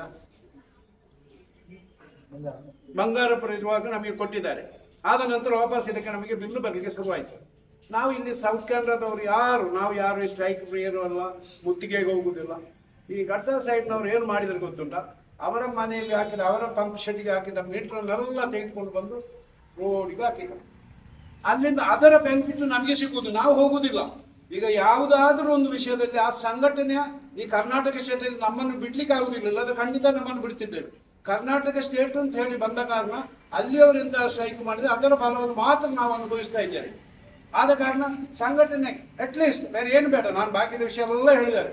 ಸಂಘಟನೆಗೆ ಇಷ್ಟ, ಅವರು ಎಷ್ಟೋ ದಿನ ಮೊದಲು ಇದರ ಕೆಲಸ ಮಾಡ್ತಾ ಇದ್ದಾರೆ, ಇದಕ್ಕೆ ಜನರನ್ನೆಲ್ಲ ಫೋನ್ ಮಾಡ್ತಾ ಇದ್ದಾರೆ. ಈ 7,000ದಲ್ಲಿ ಒಂದು 250 ಜನ ಬರ್ಬೋದಿತ್ತಲ್ಲ, ಜನಗಳಿಗೆ ಅಗತ್ಯ ಉಂಟಾ? ಅಗತ್ಯ ಇಲ್ಲ ಅಂತ ಕಾಣ್ತದೆ. ಸೌತ್ ಕೇಂದ್ರದವರಿಗೆ ನಮಗೆ ಅಗತ್ಯ ಇಲ್ಲ, ಆದ ಕಾರಣ ನಮಗೆ ಯಾವುದು ಸಿಕ್ಕುವುದಿಲ್ಲ. ನೋಡಿ, ಇಲ್ಲಿ ನಮ್ಮ ತಾಲೂಕು ಆಫೀಸ್ ಮೀರಾ ಸಾಹೇಬರು ಎಷ್ಟೋ ವರ್ಷದ ಪ್ರಯತ್ನದಿಂದ ಎಂತಾರು ಒಂದು ಕೆಲಸ ಆಗ್ತದ, ಆಗುದಿಲ್ಲ. ನಾವೆಲ್ಲ ಇಲ್ಲಿ ಹೋಗ್ತೇವೆ, ಗಲಾಟೆ ಮಾಡ್ತೇವೆ, ಏನೆಲ್ಲ ಮಾಡಿ ಬರ್ತೇವೆ. ನಾವು ಹೋದರೆ 1-2 ಕೆಲಸ ಮಾಡ್ತಾರೆ, ಆದ್ರೂ ಅವ್ರು ಕಣ್ಣ ಮುಚ್ಚಾದೆ ಪಾಪದವರು ಹೋಗಿ ಮಾಡಿ ಅಮ್ಮ. ಇದು ಯಾಕೆಂದ್ರೆ ನಮ್ಮ ಸಂಘಟನೆ ಗಟ್ಟಿ ಇದ್ದರೆ ನಮಗೆ ಹೋಗ್ಲಿಕ್ಕೆ ಧೈರ್ಯ ಬರ್ತದೆ. ಸಂಘಟನೆ ಗಟ್ಟಿ ಇಲ್ಲದ್ರೆ ನಾವು ಎಲ್ಲಿ ಹೋಗುದು? ಅವರು ಹೋದ್ರೆ ಕೇರ್ ಮಾಡೋದಿಲ್ಲ. ಪಾಪದವರು ಹೋಗಿ, ನಾನು ಒಮ್ಮೊಮ್ಮೆ ಹೋಗ್ತೇನೆ ಅಲ್ಲಿಗೆ, ಹೋಗಿ 3-4 ದಿನ ಕೂಲಿ ಕೆಲಸದವರು ಬಂದು ಅಲ್ಲಿ ನಿಂತುಕೊಂಡು ಅವರ ಕೆಲಸ ಆಗದೆ ಏನು ಅಂತ ಹೇಳಿ ನಾವೊಂದು ಟೇಬಲ್ ಹೋಗಿ ಕೇಳ್ತಾರೆ, ಅವ್ರದ್ದು ಮೂವ್ ಮಾಡ್ತಾರೆ. ಹೆಚ್ಚು ಕಮ್ಮಿ 90% ನಮ್ಮದೇ ರಾಜ್ಯ ಸರ್ಕಾರ ಇದೆ, ಆಡಳಿತ ಇದೆ, ನಮ್ಮಿಂದ ಮಾಡ್ಲಿಕ್ಕೆ ಆಗುದಿಲ್ಲ. ಎಲ್ಲ ಕರಪ್ಟೆಡ್, ಎಲ್ಲ ನಮ್ಮ ಕೇಂದ್ರದಿಂದ ಹಿಡಿದು ಇಲ್ಲಿವರೆಗೆ ಎಲ್ಲ ಕರಪ್ಟೆಡ್. ನಾವು ಯಾಕೆಂತ ಹೇಳಿದ್ರೆ ಸಂಘಟನೆಯಾಗಿ ಹೋದ ಕೂಡಲೇ ಖಂಡಿತ ಹೆದರ್ತಾರೆ. ಈ ಇತ್ತೀಚೆಗೆ ಒಂದು ಸಣ್ಣ ಒಂದು ಸಂಗತಿ ನಡೀತಿದೆ, ಇದು ಈ ತಾಲೂಕು ಆಫೀಸಿಗೆ ಆಗುದಿಲ್ಲ ಅಂತ ಆದ ಕೂಡಲೇ ಎಲ್ಲ ಜನಗಳು ಬಂದರು ಅದು ಮಾಡಬೇಕು ಅಂತೇಳಿ ಮಾಡಿಕೊಟ್ರು. ಇವರದೇ ಸುಮಾರು ಅನ್ಯಾಯ ಆಗಿದೆ, ನಮಗೆ ಗೊತ್ತುಂಟು. ಇವರೊಂದು ಎಷ್ಟೋ ವರ್ಷದಿಂದ ಇಂಥ ಒಂದು ಪ್ರಯತ್ನಕ್ಕೆ ನಿಮಗೆ ಎಲ್ಲರಿಗೂ ಇವರ ಜಾಸ್ತಿ ಬಗ್ಗೆ ನಾವು ಹೆಚ್ಚು ಕಮ್ಮಿ 35-40 ವರ್ಷದ ಫ್ರೆಂಡ್ಸ್. ಅವರು ಯಾಕೆಂತ ಹೇಳಿದ್ರೆ ಯಾವ ಆಸೆಗಲ್ಲ, ಜನಗಳ ಯಾಕೆಂತ ಹೇಳಿದ್ರೆ ಅವರೊಟ್ಟಿಗೆ ಜನಗಳು ಬೇಕು, ಅವರು ಜನಗಳಿಗೆ ಬೇಕಾದ ಕೆಲಸ ಮಾಡ್ತಾರೆ. ಯಾರು ಇಲ್ಲ, ನೀವು ಅಟ್ಲೀಸ್ಟ್ ಯಾಕೆಂತ ಹೇಳಿದ್ರೆ ಇನ್ನ ಇಂಥದ್ದು ಸಂದರ್ಭ ಬಂದರೆ ಅಟ್ಲೀಸ್ಟ್ ನಿಮ್ಮ ಹತ್ತಿರ ಇರುವವರು, ನಿಮ್ಮ ಸ್ನೇಹಿತರೆಲ್ಲ ಕರ್ಕೊಂಡು ಬನ್ನಿ, ನಮಗೊಂದು ಶಕ್ತಿ ಸಿಕ್ಲಿಕ್ಕೆ ಹೋಗಿ ಕೇಳಲಿಕ್ಕೆ. ಇಷ್ಟು ಜನ ನಾವು ಹೋಗಿ ಹೇಗೆ ಕೇಳುದು? ಈಗ ಕೇಂದ್ರ ಸರ್ಕಾರ ಮಾಡುದು ಮಹಾ ಅನ್ಯಾಯ ಅಂತ ಹೇಳಿದರೆ ಕೇಂದ್ರ ಸರ್ಕಾರಕ್ಕೆ ಏನೆಲ್ಲ ಬೇಕು ಅದನ್ನು ಅವರಿಗೆ ಬೇಕಾದ ಜಾಗ ಕೊಡುದು. ನಾವು ಟ್ಯಾಕ್ಸ್ ಕಟ್ಟೋದಿಲ್ಲ, ಕಟ್ತೇವೆ. ಆದರೆ ಅದೆಲ್ಲ ಯಾಕೆಂತ ಹೇಳಿದ್ರೆ ನಮಗೆ ಇದರಲ್ಲಿ ರಾಜಕೀಯ ಬೇಡ, ಸಂಘಟನೆ ಮಾತ್ರ ಬೇಕು. ನೀವು ಕಾಂಗ್ರೆಸ್ ಆಗಿರ್ಬೇಕು, ಬಿಜೆಪಿ ಆಗಿರ್ಬೇಕು, ಅದು ಯಾವುದಲ್ಲ. ಇಂಥ ಸಂಘಟನೆ ಬಂದು ನಿಮಗೆಲ್ಲ ಕಷ್ಟ ಬರೋದು, ಕಾಂಗ್ರೆಸ್ಗೆ ಬಿಜೆಪಿಗೆ ಕಷ್ಟ ಬರ್ತದ? ಅದನ್ನು ತಿಳ್ಕೊಳ್ಳಿ. ಆದ ಕಾರಣ ದಯಮಾಡಿ ಇಂಥ ಒಂದು ಸಂದರ್ಭ ಬಂದ ಕೂಡಲೇ ಸಂಘಟಿತರಾಗಿ ಇವರು ಶಕ್ತಿ ಕೊಡ್ತಾರೆ, ನಾವು ನಿಮ್ಮೊಟ್ಟಿಗೆ ಇದ್ದೇವೆ. ಆದ ಕಾರಣ ಇನ್ನೊಮ್ಮೆ ಯಾವುದಾದ್ರೂ ಇದ್ದರೆ ಎಲ್ಲರೂ 7,000 ಜನ ಇರುವಲ್ಲಿ 250 ಜನ ಇಲ್ಲ ಅಂತ ಹೇಳಿದ್ರೆ ನಾಚಿಕೆ. ದಯಮಾಡಿ ನಿಮ್ಮಲ್ಲಿ ನಾನು ಕಳಕಳಿಯಿಂದ ವಿನಂತಿಸ್ತೇನೆ. ರೀತಿಯಲ್ಲಿ ಎಲ್ಲರಿಗೂ ಅದರ ಈ ಪ್ರತಿಭಟನೆ ಯಾಕೆ ನಾವು ಮಾಡ್ತಿದ್ದೇವೆ, ಪ್ರತಿಭಟನೆ ಉದ್ದೇಶ ಏನು, ನಾವು ಯಾವುದೇ ಒಂದು ಪಕ್ಷಕ್ಕೆ ಸೀಮಿತವಾಗಿ ಇನ್ನೊಂದಕ್ಕೆ ಊರಿಕೊಂಡಲ್ಲ. ಅಂದ್ರೆ ನಮಗೆ ಆ ಕಾನೂನು ಯಾವ್ದನ್ನ ತರ್ತಾ ಇದ್ದಾರೆ ಅದನ್ನ ತೆಗಿಬೇಕು ಒಂದು ಉದ್ದೇಶದಿಂದ ಮಾನ್ಯ ಪ್ರಧಾನಮಂತ್ರಿಯವರಿಗೆ ಒಂದು ಪ್ರತಿಭಟನಾ ರೂಪದಲ್ಲಿ ನಾವನ್ನು ತೋರಿಸಲಿಕ್ಕೋಸ್ಕರ ಉತ್ತಮ ರೀತಿಯಲ್ಲಿ ಭಾಷಣ ಗೈದ ಎಲ್ಲವನ್ನು ಮನವರಿಕೆ ಮಾಡಿದಂತ ನಮ್ಮ ಶ್ರಮಿಕ ಕಾರ್ಮಿಕ ಸಂಘದ ಗೌರವಾಧ್ಯಕ್ಷರಾದಂತಹ KP ಮೋಹನ್ ಸರ್ ಅವರಿಗೆ ಆತ್ಮೀಯ ಧನ್ಯವಾದಗಳು.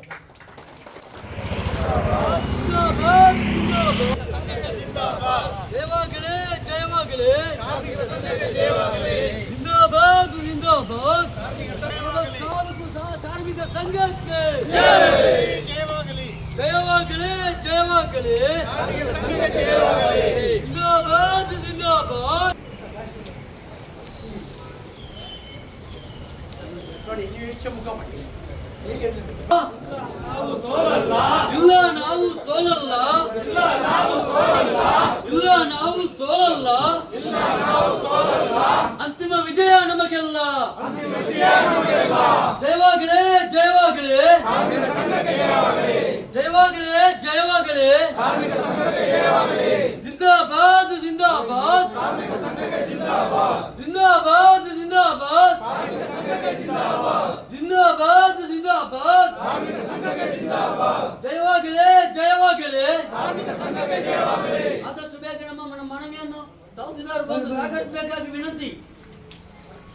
ಇತರ ನಿರ್ಮಾಣ ಕಾರ್ಮಿಕರ ಸಂಘ ಇವರಿಗೆ ಶ್ರೀ ನರೇಂದ್ರ ಮೋದಿ ಮಾನ್ಯ ಪ್ರಧಾನಮಂತ್ರಿಗಳ ಕಾರ್ಯಾಲಯ ನವದೆಹಲಿ ಇವರ ಮೂಲಕ ಮಾನ್ಯ ತಹಶೀಲ್ದಾರರು ಕಡಪ ತಾಲೂಕು ದಕ್ಷಿಣ ಕನ್ನಡ ವಿಷಯ ಕೇಂದ್ರ ಸರ್ಕಾರ ಅನುಮೋದಿಸಿರುವ 4 ಹೊಸ ಕಾರ್ಮಿಕ ನಿಯಮಗಳನ್ನು ಕೋಡ್ ಹಿಂಪಡೆಯುವಂತೆ ಮನವಿ. ಮಾನ್ಯರೇ, ತಮ್ಮಲ್ಲಿ ಈ ಮೂಲಕ ಮನವಿ ಮಾಡಿಕೊಳ್ಳುವುದೇನೆಂದರೆ ಕಾರ್ಮಿಕರಿಗೆ ಅನುಕೂಲವಾಗುತ್ತಿದ್ದಂತಹ 29 ಸಂಹಿತೆಗಳನ್ನು ರದ್ದುಗೊಳಿಸಿ ಹೊಸದಾಗಿ ರಚನೆಯಾಗಿರುವ 4 ಸಂಹಿತೆಗಳನ್ನು ತಂದಿರುವುದನ್ನು ಈಗಾಗಲೇ ನಾವು ಗಮನಿಸಿರುತ್ತೇವೆ. ಈ ಹೊಸ ಸಂಹಿತೆಗಳನ್ನು ಕಾರ್ಮಿಕರಿಗೆ ಹಾಗೂ ರೈತರಿಗೆ ಅತ್ಯಂತ ಮಾರಕವಾಗಿರುತ್ತದೆ. ಈ ಸಂಹಿತೆಯನ್ನು ಕಾರ್ಮಿಕರು ಇನ್ನಷ್ಟು ಬಡತನಕ್ಕೆ ದೂಡಲ್ಪಡುವುದಲ್ಲದೆ ಈ ಸಂಹಿತೆ ಕಾರ್ಮಿಕರ ಪಾಲಿಗೆ ಮರಣ ಶಾಸನವಾಗಿರುತ್ತದೆ ಎಂಬುದಾಗಿ ನಾವು ವ್ಯಾಖ್ಯಾನಿಸುತ್ತೇವೆ. ಬಂಡವಾಳಶಾಹಿಗಳ ಮತ್ತು ದೊಡ್ಡ ದೊಡ್ಡ ಕಾರ್ಪೊರೇಟ್ಗಳ ಅನುಕೂಲಕ್ಕಾಗಿ ರಚನೆಯಾಗಿರುವ ಈ 4 ಹೊಸ ಸಂಹಿತೆಗಳನ್ನು ತಕ್ಷಣವೇ ಹಿಂಪಡೆಯದಿದ್ದರೆ ಮುಂದಿನ ದಿನಗಳಲ್ಲಿ ಉಗ್ರ ಹೋರಾಟ ಮತ್ತು ಪಾರ್ಲಿಮೆಂಟ್ ಚಲೋ ಎಂಬ ಕಾರ್ಯಕ್ರಮವನ್ನು ಹಮ್ಮಿಕೊಳ್ಳಬೇಕಾಗಬಹುದೆಂಬ ಎಚ್ಚರಿಕೆಯನ್ನು ನೀಡುತ್ತಿದ್ದೇವೆ. ಅದಕ್ಕೆ ಆಸ್ಪದ ಮಾಡಿಕೊಡದೆ ರೂಪುಗೊಂಡಿರುವ ಕಾರ್ಮಿಕರ 4 ಹೊಸ ಸಂಹಿತೆಗಳನ್ನು ತಕ್ಷಣ ರದ್ದುಪಡಿಸುವಂತೆ ಮನವಿ ಮಾಡಿಕೊಳ್ಳುತ್ತಿದ್ದೇವೆ. ವಂದನೆಗಳೊಂದಿಗೆ. ಅದು ಉಂಟು ಬೇರೆ ನಾವು ಕ್ಲೀನ್ ಹಾಕಿ ಹೋಗಪ್ಪ ಕೈ ರೋಯ್ ಹೇಳಿ